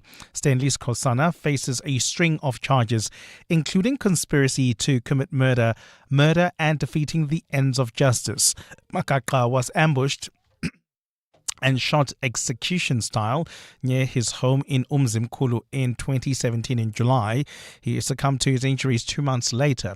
Skosana was then arrested in July and was denied bail by the Umzimkhulu Magistrates Court last month. Nhlanhla Mabaso reports. The alleged mastermind behind Sindiso Makaqha's killing, Stanley Skosana, will appear alongside his co-accused former police officer Sabelo Mieza and businessman Mbulelo Mpofana. The prosecution has already served an indictment on Skosana. Last month, the Umzimkhulu Magistrates Court denied him bail, saying he failed to argue his case. NPA spokesperson Natasha Ramkisunkara explains.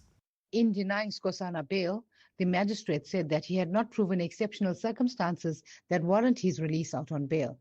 Further, she said that Skosana did not show that his release on bail was in the interest of justice. The Makaqha family says it hopes the High Court proceedings will finally bring them some closure. Nhlanhla Mabaso, Eyewitness News, Pietermaritzburg. Police are investigating a hijacking involving a Gift of the Givers team in Cape Town.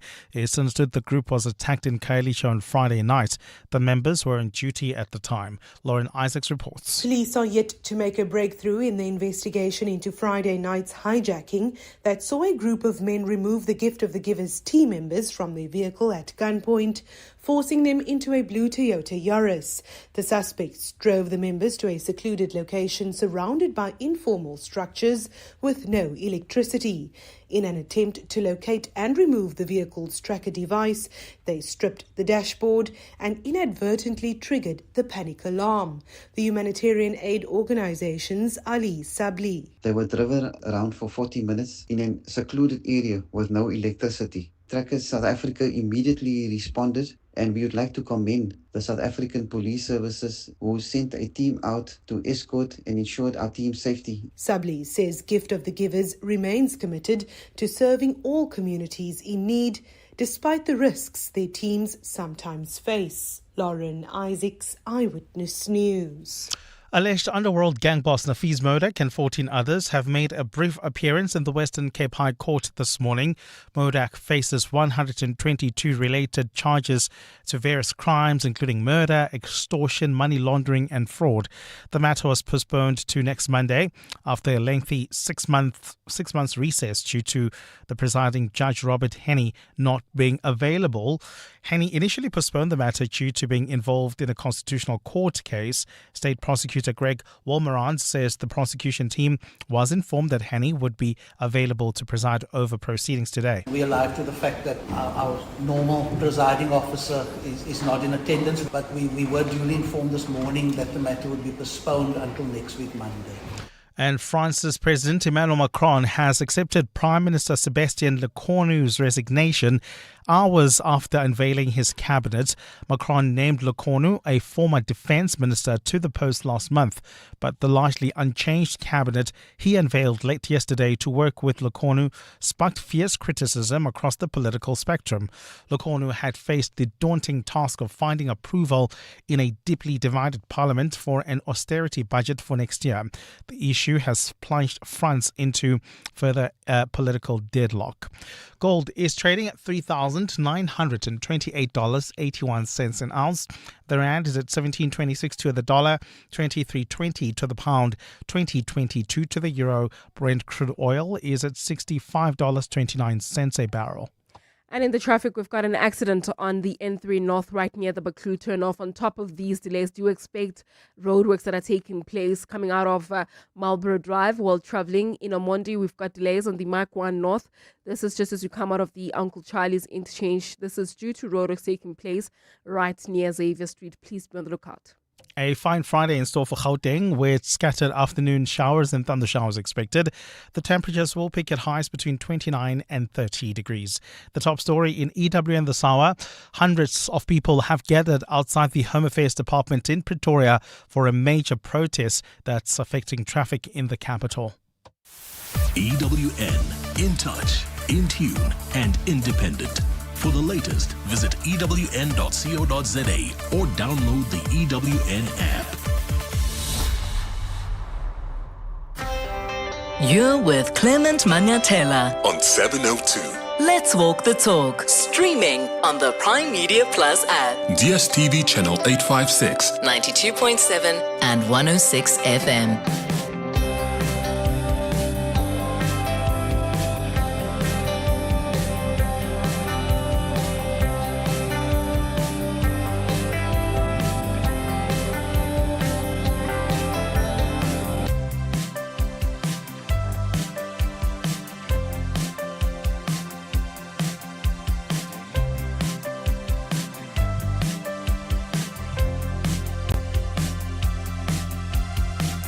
6 minutes after 11 o'clock. Dumelang, welcome to the third and final hour of the Clement Manyathela Show.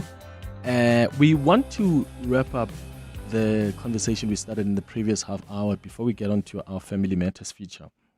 We were talking about ghosts on the series where we look at things that science cannot explain. And there are some of you that have sent your WhatsApp voice notes sharing your experiences with us. Good morning, Clement and Mr. Mark Chrisley. I grew up with, I thought it was a rumor about a ghost called Vera. Vera the ghost. People who grew up in Soweto may know about it.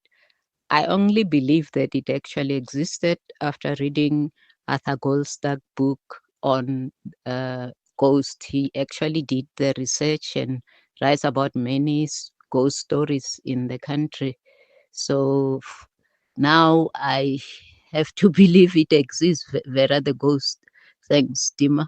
Hi, Clement. Ghosts, spirits, they are real. And in my opinion, they appear or attack more on the younger children. I think because they are pure. But I've heard the speaker now say, according to him, no. But I've experienced it with all my children. They always see these things. We will even wake up and we'll switch on the lights and we'll pray and they'll still be seeing them. They appear mostly after midnight, but before 5 in the morning, between midnight and 5 in the morning. I personally have also experienced that if you go to the bathroom in the night, you tend to pick them up and take them to the bed, back with you to the bedroom. I've seen one look over my child in the night, so they are real. Hi, Clement. It's Sadi from Pretoria. My story is this one time we were on our way to Northwest at around 4 a.m. and something in my mind just told me to look at the side mirror. I was sitting in the passenger seat and something just told me to look. So as I looked, there was a tall, slim figure wearing something that they call a matanda kishin, this red and white clothing. But as I look back, it's completely gone. The figure completely vanished. And to this day, I have no idea or how I can explain what that was. Thank you. Sure. Yeah. Hi, Clement, and your guest, and this is Land. I've been working with death for over 22 years, 23 years now. Daily, almost daily, I see death. But I've never ever seen a ghost. I've never observed something. I have never observed something strange, but I don't believe ghosts exist. They do not exist. I've never. When I talk to people, it's always hearsay. Hearsay. Yeah. Good morning, Brother Clement. As I used to drive Bolt mostly at night because I enjoyed working at night mostly, then would see those things. There's this road, Tekema Road in Wedgeville. I saw a lady. She was covered with blood, looking like she's just survived an accident. Had her back as well. As long as these were R559. A lot is happening in the street, Brother Clement. Ghosts do exist. You don't have to believe. They exist. They exist. Whether you believe or not, they exist. Your non-believing cannot stop them from existing. Thank you, Brother Clement. Is really from Katlong. Thank you. Yeah, interesting. And so, I mean, to be fair, many people who will who will be so adamant in that belief, are the people that have actually experienced it, right? And all of us who have not really been there, it's going to be difficult, I suppose, to believe that, these are the things that people see. But there are people that have seen all sorts of things, eh? I mean, the supernatural world, there are people who will tell you, I had to sit down and I spoke to my grandfather who died, 10 years or, 5 years ago, and he was talking to me through somebody else. There are people who tell you that they saw Jesus. There are people that will tell you they saw God, or they saw the throne, or that they've been to heaven, or they've been to this idea of hell. And many people are always going to be inquisitive about their experiences until you are the one that's right in the middle of that experience, right? It's 11 minutes now after 11 o'clock, time for our Family Matters feature. 702. Family Matters. Why are we so violent as men? I suppose is a question that we had before we decided that we should have a conversation about this. Because on our Family Matters feature this morning, we're talking about managing the anger and the trauma in men. Anger is sort of a normalized response in as far as men are concerned, if we're being honest. It's like other emotions men are not allowed to feel and to express because society doesn't really expect us or want us to express those feelings. But anger is sort of normalized, and sometimes it gets out of hand. I mean, the reason we're even having this conversation was I saw a lot of videos a couple of months ago of men who were beating up their own mothers. Some were beating up their grandmothers, those who live with their grandmothers. And you've got their fellow siblings who were taking videos and they would put them up on social media. I remember there was a time when it was also, I think at the time, mostly the girl children who were beating up their particularly female teachers, in some instances even male teachers. Like they would start, getting aggressive with the teachers. And we once spoke about the safety of the teachers at the time. And then we started seeing videos of these men now, some of them so young, but the way they speak to their elders, their grandmothers, their mothers, it's just so shocking.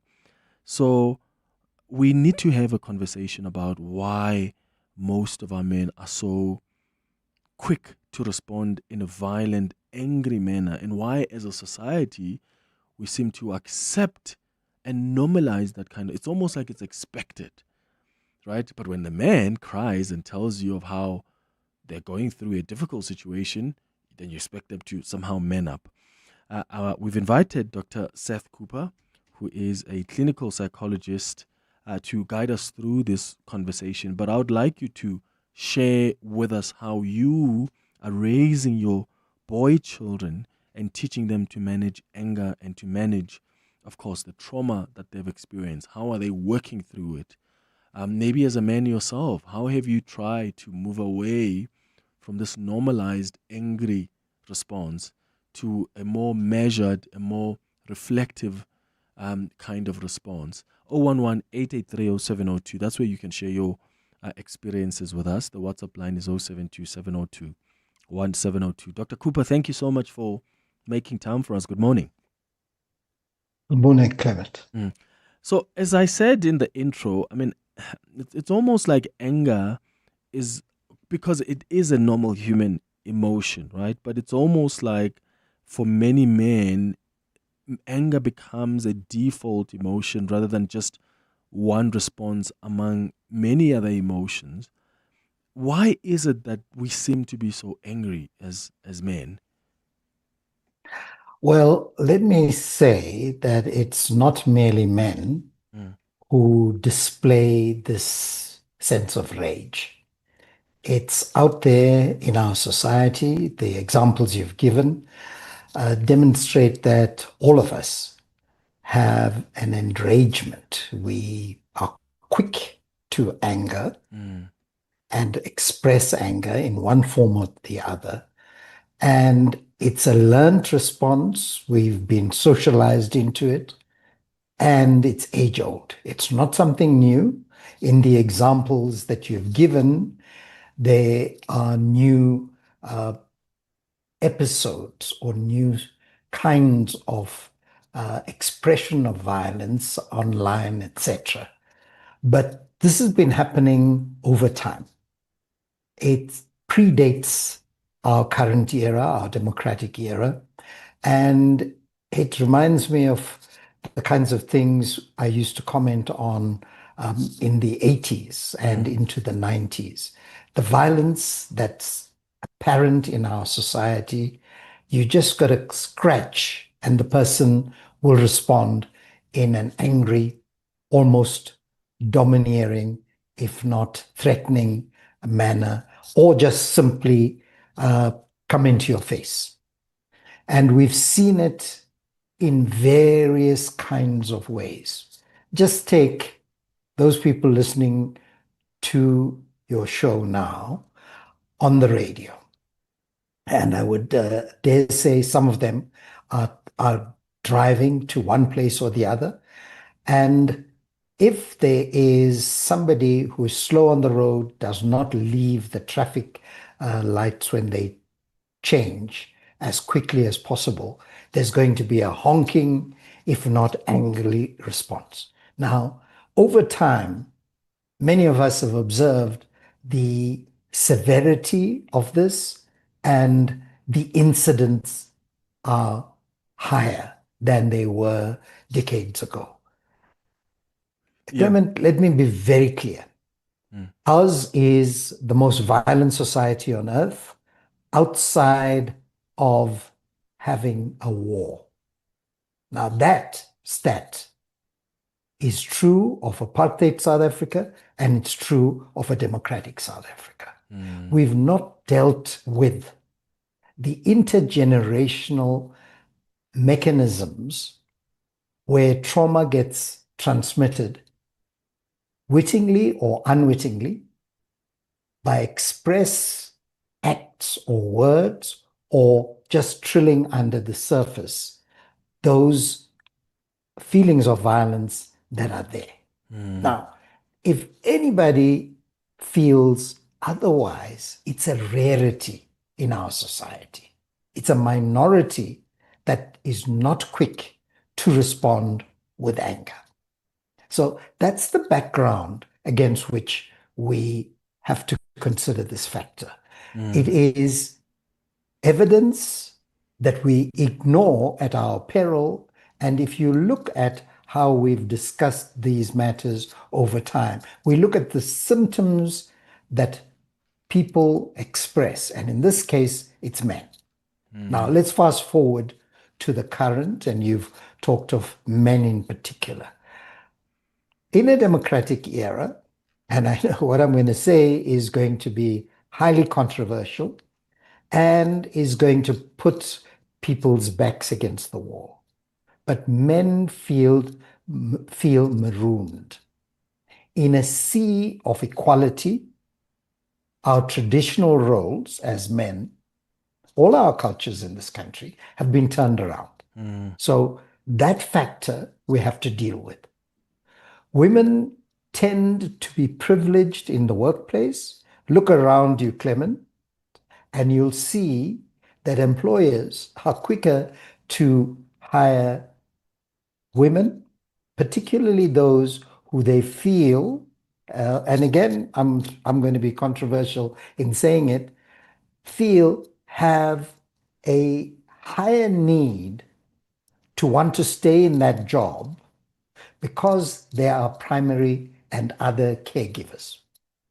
A male is quicker to walk, to retort, to fight back against a bossy boss than a woman will. Mm-hmm. Now, that is a pattern against which we need to look at this problem. Okay. So here we have a lot of men listening in, and some of them may not be earning the same as their partners, their women partners, for instance.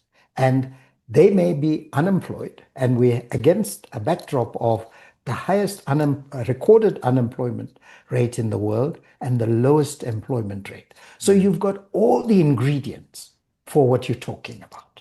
So psychologists often describe anger as like a secondary emotion. And I wonder what usually lies beneath the surface when men are angry. Is it what you've just outlined now, all these issues that they deal with? Because, to many people, anger seems like this simple, straightforward emotion, right? It seems like an instinctive reaction to whether you're frustrated, you're provoked, or there's an injustice of sorts. But for men, anger is not as simple as an isolated reactionary feeling. It often more serves as a mask of this deeper emotional struggle. And I think perhaps the same applies for women too. But as you said, the statistics are showing us that we should be concerned about what we've seen men do. So what is it really from your experience? What is that common underlying feature beneath the surface that helps us understand why more and more men are quick to get angry, and of course ultimately society then also sort of allows and accepts that kind of behavior? Well, I think it's also a bit of a heavy, not a bit, a heavy dose of liberalism. We've said, express your anger. And psychologists are guilty of this, and everybody else in the caring professions, whether it's teachers, social workers, medical health professionals, and so on. We say, express your anger. In expressing your anger, the intention is not to make it a primary first response and not to be as threatening and dominating as it appears to be right now. So we're guilty of unleashing this demon, if you like, of unfettered anger. And now we say, well, we didn't mean that you should express it in that way, Clement. Express it, but just moderate it. And where are the moderators? Where are the internal mechanisms and societal mechanisms to level that anger? They don't exist. So that it becomes a reaction, an instant reaction. Just think about some of the people you know. I won't say friend. People you know. You go into their circles and you make some comment, and everyone is on guard. We become totally defensive. All of us. I'm not saying it's them versus us. The majority of us go into a defensive mode because we think we're being impugned. We think we're under the microscope and everyone is judging us. So I want to defend myself. And that it's not a secondary, it's a primary instinctual reactive response that's become embedded in our repertoire of behavior in this country. I've got some WhatsApp voice notes coming through, some of our listeners sharing their experiences with us and how maybe perhaps they understand why they are so quick to be angry. You can give us a call on 011-883-0702. The WhatsApp line is 072-702-1702. What are you teaching your children? Because as we've said, it's almost like, society, we've been socialized to just man up and not express our emotions, especially when, men are depressed or they're going through challenges. they're so often seen as less off, right? When they don't have a job, for instance, and you must just get out there and go get the job. Don't sit in bed, be depressed. It can sort of be justified often when it's a woman, although in some cases women are facing the same reaction. But that is a case that we've seen. And part of the issue is that when the emotion is different that is expressed by the men, this anger, somehow that doesn't come across as a shock because it's like, well, men are expected to actually behave like that. How are you interacting with that reality? How is it influencing how you raise your children, what you teach them about their emotions? Let's start with your WhatsApp voice notes. My parents divorced when I was about 6 years old, and after the divorce, my father only came to see us once or twice. That's what I could remember, to bring us guava juices. Ever since then, it never came. From the age of 6 years old up until I was over 30 years old, and then my sister decided that we go and visit him. Then to accompany my sister, I had to drive with so that all of us go and visit him. And when I got there, the picture that I got was that he did not even think of us. He was not even excited to see us. And then when we came back, I told myself, I'm never going to go back there again. My sister and brother still went to go and see him, but I never did. 4 years back from today, he started wanting to build a relationship with us, apologizing that we must leave the past in the past. And ever since then, I have been having this anger. I was all right all along, but all of a sudden, after he's the one wanting to build a relationship with us and wanting us to forget the past in the past, forgive each other and move on, I have so much anger and I don't know how to manage it. Good morning, Clement and your guests. Part of it comes from protecting your street cred. From when we were young, when we were boys, we were taught to respect a fearsome man. Men who were cowardly, who were turning the other cheek, were not really respected in the townships. So the more fearsome you are when you are angry, the more street cred you had. And we grew up with that mentality of saying, I won't be the coward one in this situation. I have to stamp my authority. I have to show my anger so that I'm feared. Yeah. Yeah, Dr. Cooper, I mean, these are quite valid points that are being raised that have culminated in this anger that we see in most men. And I wonder what you think of that, especially the first voice note around not knowing how to manage this anger, because now dad, who wasn't really interested in having a relationship with me, now suddenly wants us to forget the past, because clearly the father doesn't acknowledge the kind of impact that his absence has had on the children, especially the listener who sent us that voice note. Do you find often from your experience that that's part of what makes most men angry? Just that lack of relationship and not having been raised by either their mother or either their father, for instance. Clement, I think this caller has touched a base that we have tended to ignore. And that is the majority of us. I myself have grown up in a single parent home.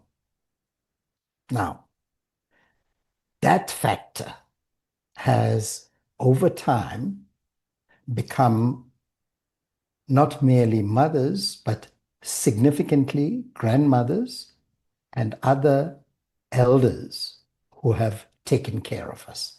The example you gave in your introduction, where somebody has molested their grandmother. Now, that linkage, and we always, all our belief systems, whether they're religious, political, or social, we talk of family. And yet, that institution has been totally denigrated. And where it exists in our society, it is a little island surrounded by tempestuous waters. So we don't have that kind of family background and life to sustain us when we talk about family values and so on. So that I want to acknowledge right off. We have not dealt with that as a society, and take it back to mining in this country, the discovery of gold, other minerals, and the hostile system. Now, there are so many socioeconomic, political variables that cloud our imaginations when it comes to this factor. So, men growing up without a serious parental figure, whether it's a mother, grandmother, grandparent, other significant elder that they've looked up to and respected and learned from, to honor the other parent, whatever that other parent may have done. And that latter factor, I grew up with a single mother. My father divorced my mother, both of them divorced, at an age where I was about 10 years old. Now, not having that male figure of a father, but it being then represented by grandparents and other uncles in that environment helped me to cope. Your caller has yearned for a link with his biological parent who spurned him. And then when that father has a need for connection, reaches out, saying, let's forget the past.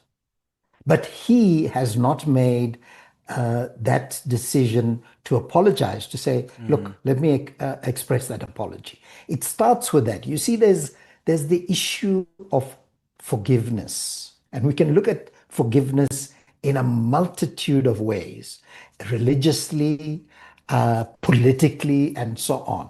It must be my willingness to forgive you and your willingness to accept and reciprocate that forgiveness. Yeah, absolutely. We're going to take some more WhatsApp voice notes on 072 702 and 702 and some more calls. And I wonder if what that listener raised is something that has caused this uncontrollable anger in you. The fact that you have not had and you've yearned for that relationship with your dad. Maybe you grew up without that. Maybe you were abandoned at some point. What have you picked up as the triggers for you that led you to get to a point where you're so angry and you can't even control that? Give us a call or send us a WhatsApp voice note. Homato Matisa has the latest in Eyewitness News headlines. Good morning. Thanks, Clement. Good morning. President Cyril Ramaphosa is set to unveil the ANC's Economic Action Plan this morning at the party's National Executive Committee meeting. The special NEC meeting will wrap up today at the Birchwood Hotel in Boksburg. On the agenda are discussions on the state of the economy, the Madlanga Commission of Inquiry, and candidate selection for next year's local government elections. Gauteng police are searching for gunmen behind the murder of 5 people at a tavern in Bronkhorstspruit. 2 people allegedly entered the establishment in Zitobeni yesterday and fired random shots while looking for a patron carrying a gun. And alleged underworld gang boss Nafiz Modak and 14 others have made a brief appearance in the Western Cape High Court this morning.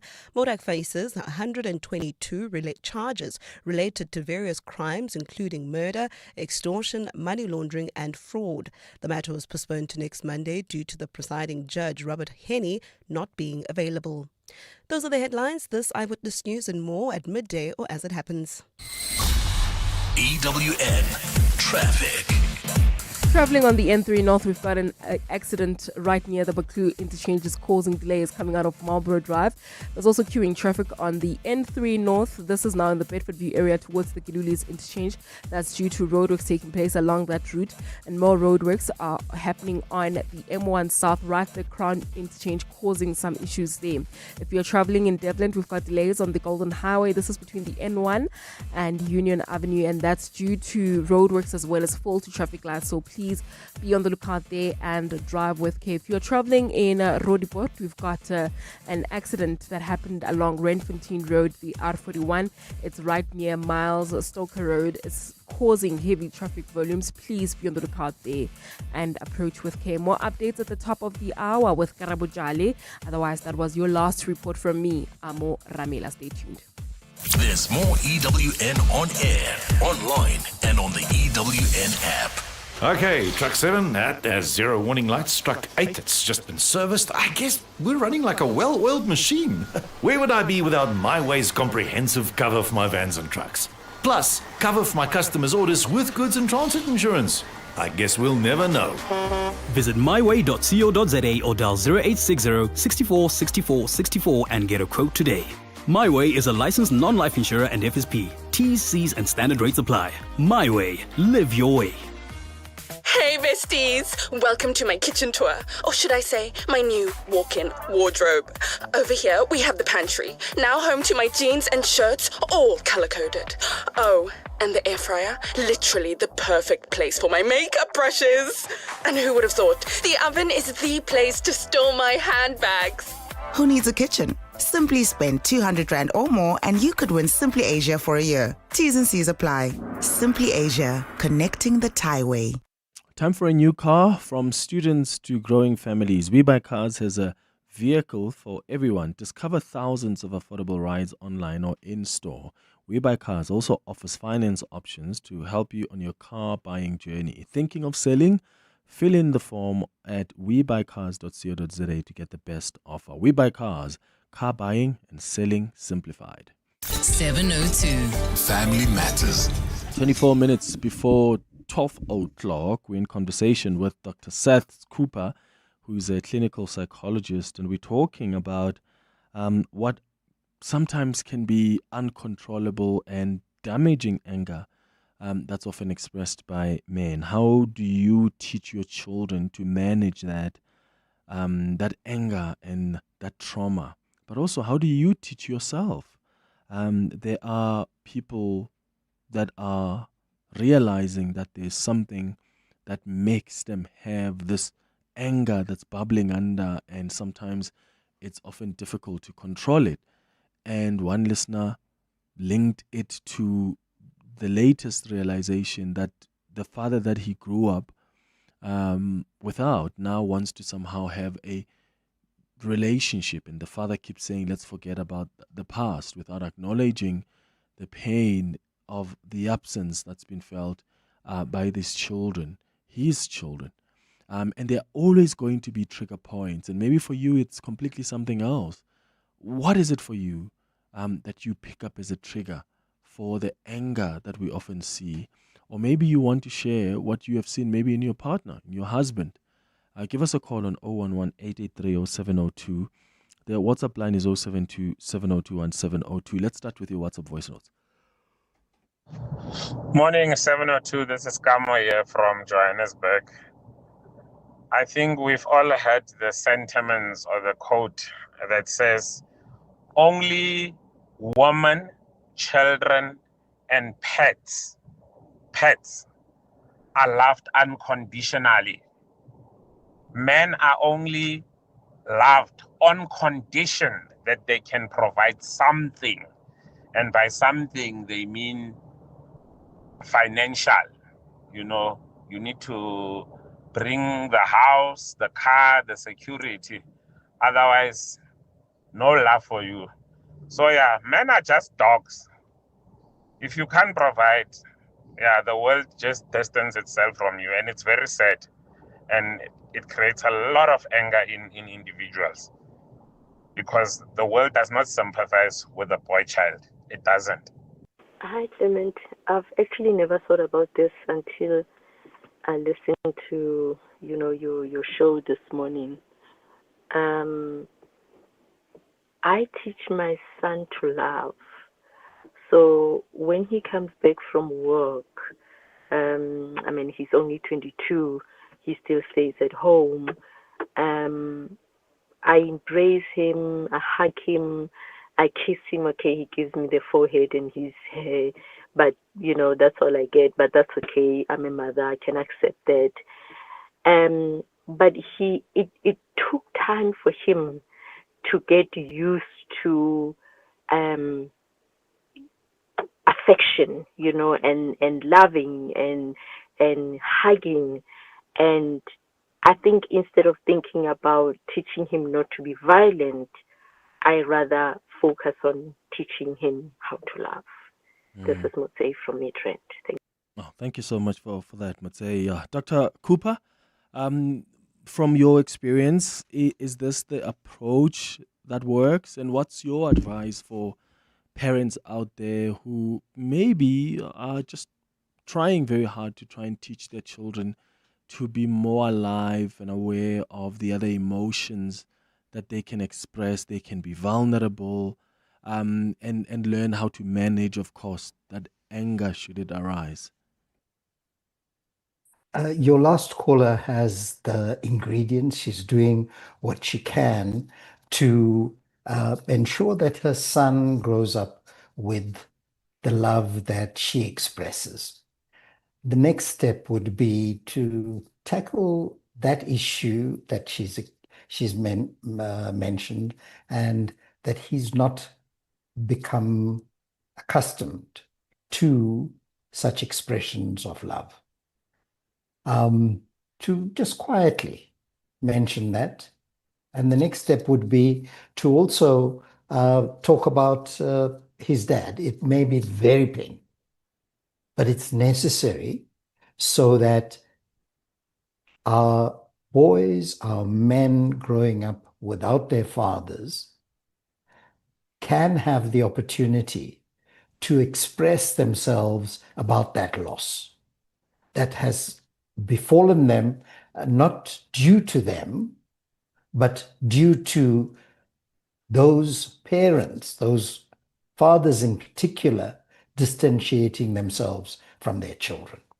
And take it from there, because one needs to do those things, and it may be appropriate to get some external help to ensure that the young man grows up better than he would otherwise experience, and find a way to deal with that untold factor of a parent who is clearly missing. The other caller, your second caller, talked of street creds, and that is over time. We have looked at role models who are inapt role models, and I dare say right now we're filled with, on all kinds of platforms, those gangsters and those drug lords and others who create fear and havoc in our society as role models. One of them was one of the three headlines, two of which were violent, that you had at the half hour. So all these factors, Clement, intertwine, and we can't separate them out one from the other and now say we just got to deal with the parental, with the missing dad, and the societal violence, etc. Because as human beings, we process all these things together. And if we don't have the ability and to manage that, we will repeat anger. We learn these things and we repeat them. And from early childhood in our society, all of us have grown up with violence. We've been beaten.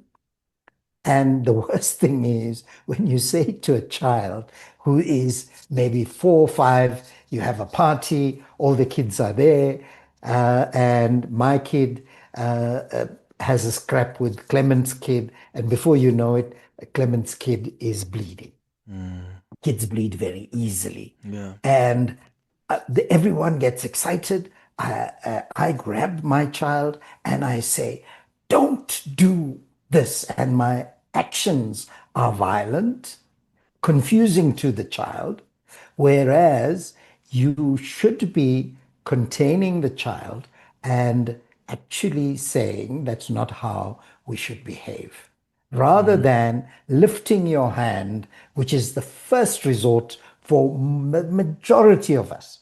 I mean, all of us. I'm not saying it's them and versus us, Clement. It's us.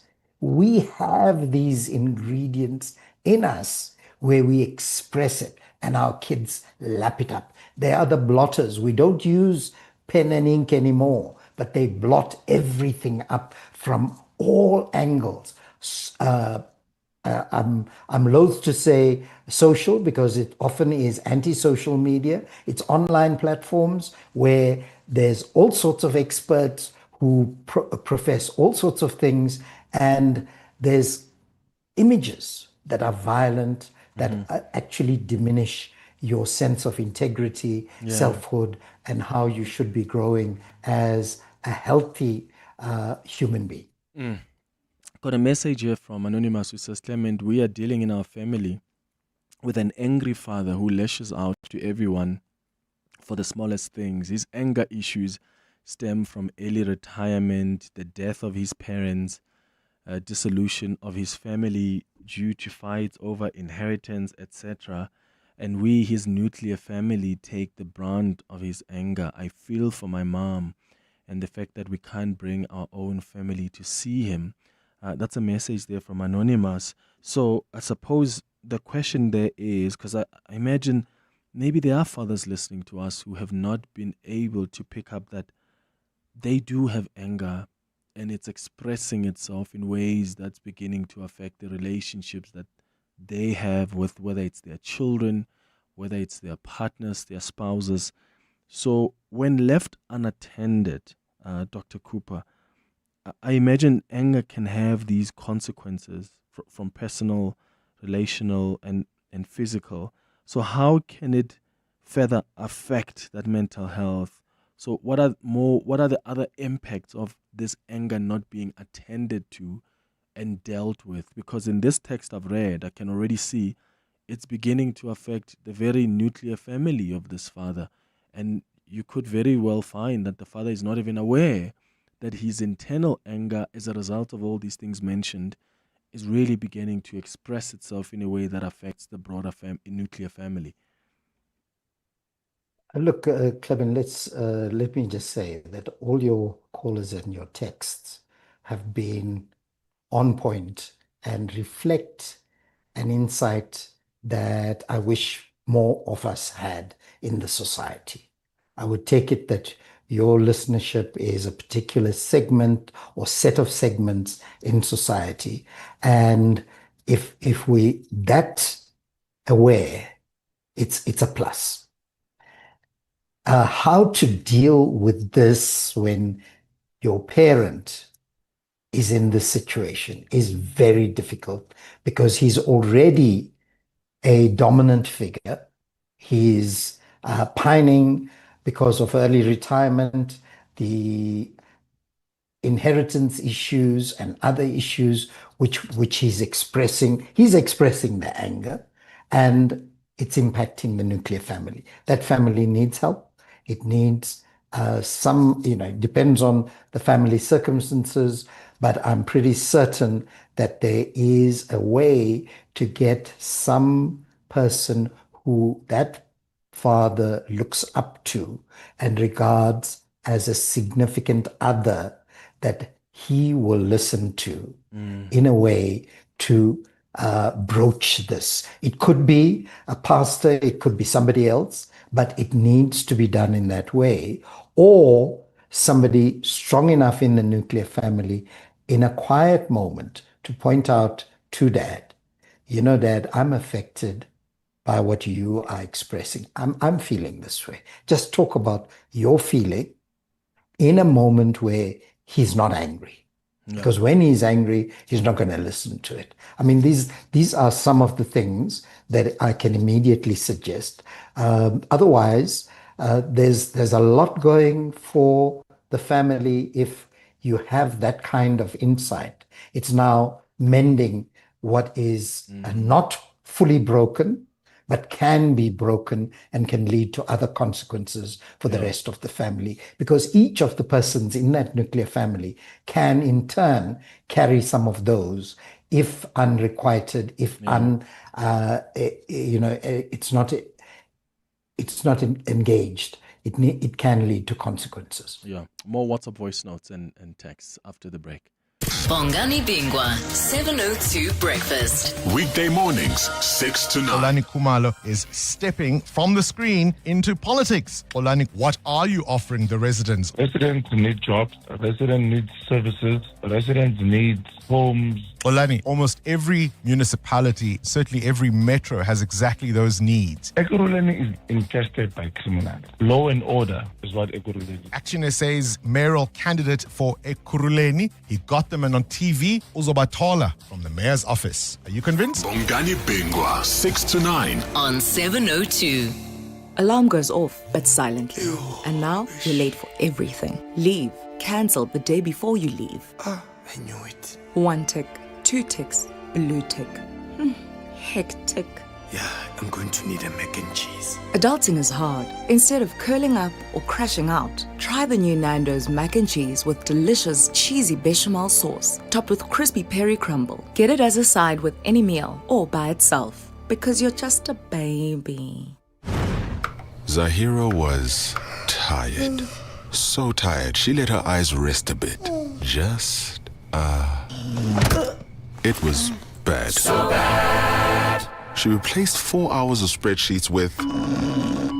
It was bad. So bad. Too bad she didn't have Yoko Counter. It automatically recon sales, tracks stock, and staff performance. So good. Yoko Counter. Super simple POS and payments in one. No contracts, no hidden costs. Stamina Grow is a 5-in-1 supplement with amino acids, antioxidants, B vitamins, and other essential vitamins and minerals. Stamina Grow helps promote energy, well-being, immune defense, and mental vitality. Stamina Grow, 22 years of supporting Mzansi. Ranked amongst the top 5 best-performing multivitamin brands in SA. Stamina Grow. Grow for it. 702. Family Matters. 8 minutes before 12 o'clock. Let's go straight to your WhatsApp voice notes on 072 702 and 702. Morning, Clement. I'd like to remain anonymous. When it comes to men and anger and the topic that you're having today, I'm a man that has a behavioral disorder, and because of all the bullying and a bit of personal traumas and all the anger has eventually become uncontrollable, and it has gotten to a point where I'm on medication for the anger. So it is really tough. It has forced me to now try to put in steps with my reaction in terms of, like, for example, if someone does something to me and I got like step 1, this is how you react as a normal person, step 2 and step 3, just to kind of have a normal reaction or not have something. So with this topic, it's with us, we cannot have any other reaction besides anger, and if we show any other reaction, we are mostly judged or belittled or made to feel less of a man. Morning, Clement and team. Would like to find out, is there any other ways to deal with anger in terms of from us men? Because talking about it seems to be difficult, because everyone has a different ways of dealing with anger. With me, I just communicate that I'm angry and I won't be in a state to communicate or do anything further. Let me calm down, then I get back to you. Is there any other way? Because as men, we feel that when we are angry and we resort to violence, we see whatever we're angry about being done. So that's how we communicate. If you with your partner and then they see that you're angry, they'll be like, okay, now I get the point. So is there any other way to make a person get the point without you resolving into anger? Got it. Yeah.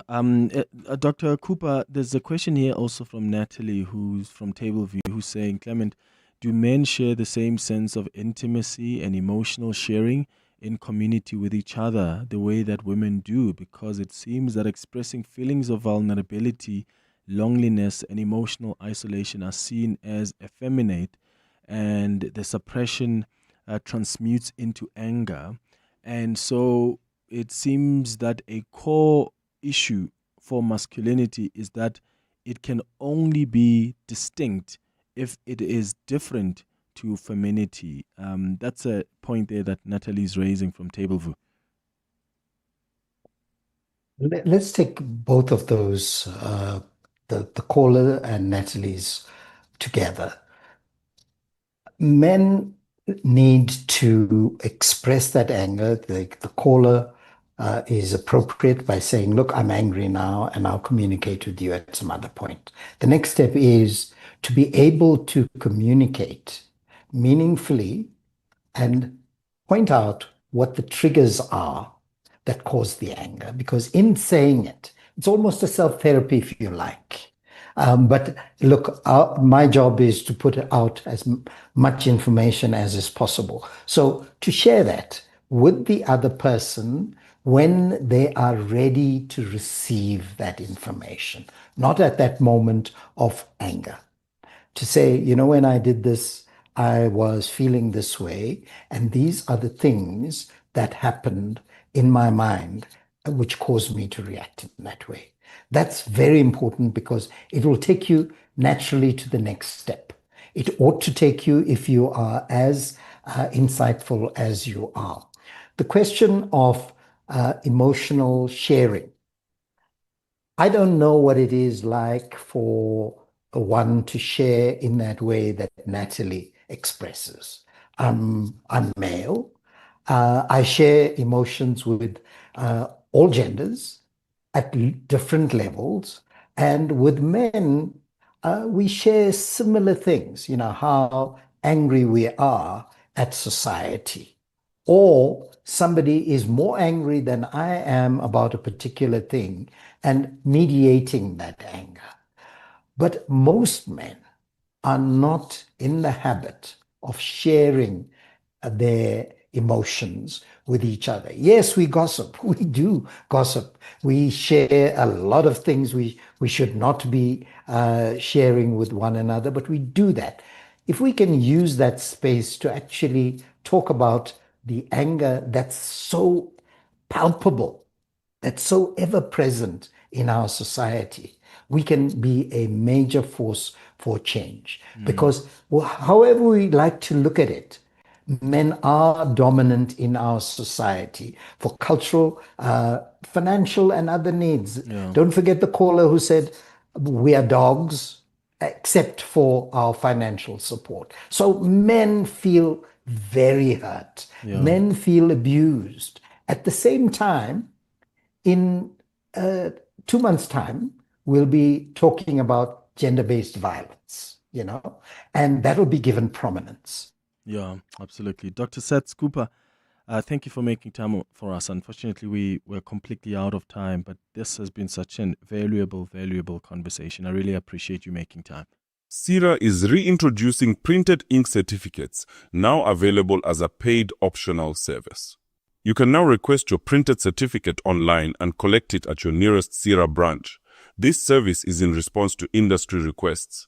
Remember, your digital certificate remains valid and you can view it online. For more information, please contact 086-1333-850 or info@cira.co.za. Your workday calls for more performance, more doing the impossible, more challenge accepted. Your weekends demand more excitement, more detours, more limitless living. And the new GWM P300 LS is where it all comes together. Bring it on in the new P300 LS with a 2.4 turbo diesel and 12.3-inch touchscreen from only $5,999 per month. Visit gwm.co.za for T's and C's and to book a test drive. GWM, go with more. Brought to you by GWM Finance, a division of Westbank, an authorized financial services and registered credit provider. Did you know that all residential complexes are legally required to register with the Community Scheme Ombud Service, or CSOS? Registration is easy and it's free. All registered schemes can access a quick and affordable alternative dispute resolution body and can also learn more about the rights and responsibilities of people living within a community scheme. We'd like to appeal to all unregistered community schemes to register with the CSOS today. Visit csos.org.za to find out more. Coming up On the Midday Report with Mandy Wiener. How are you doing, Mandy Wiener? Good, thanks to you, Clement Manyathela. Good. What's popping today? So we are waiting for the president. He's going to be doing the post-NEC briefing, speaking about the economic plan from the ANC. So that apparently has been delayed a bit, but we'll bring that as soon as he starts speaking. We'll also get some analysis on the new political player, Unite for Change. I have thoughts. I'll share them later. The trial within a trial in the Pala matter, that's been interrupted by the fact that the translator, people aren't happy with him. We'll speak to Diane Kohler-Barnard on the ad hoc committee inquiry into police capture, which is due to begin tomorrow. And then we'll wrap up the weekend sport. All right, that's the Midday Report coming up with Mandy Wiener. Thank you for listening to the show. We'll be back tomorrow between 9 and 12. Have a beautiful day, my friends. Bye-bye. This is EWN.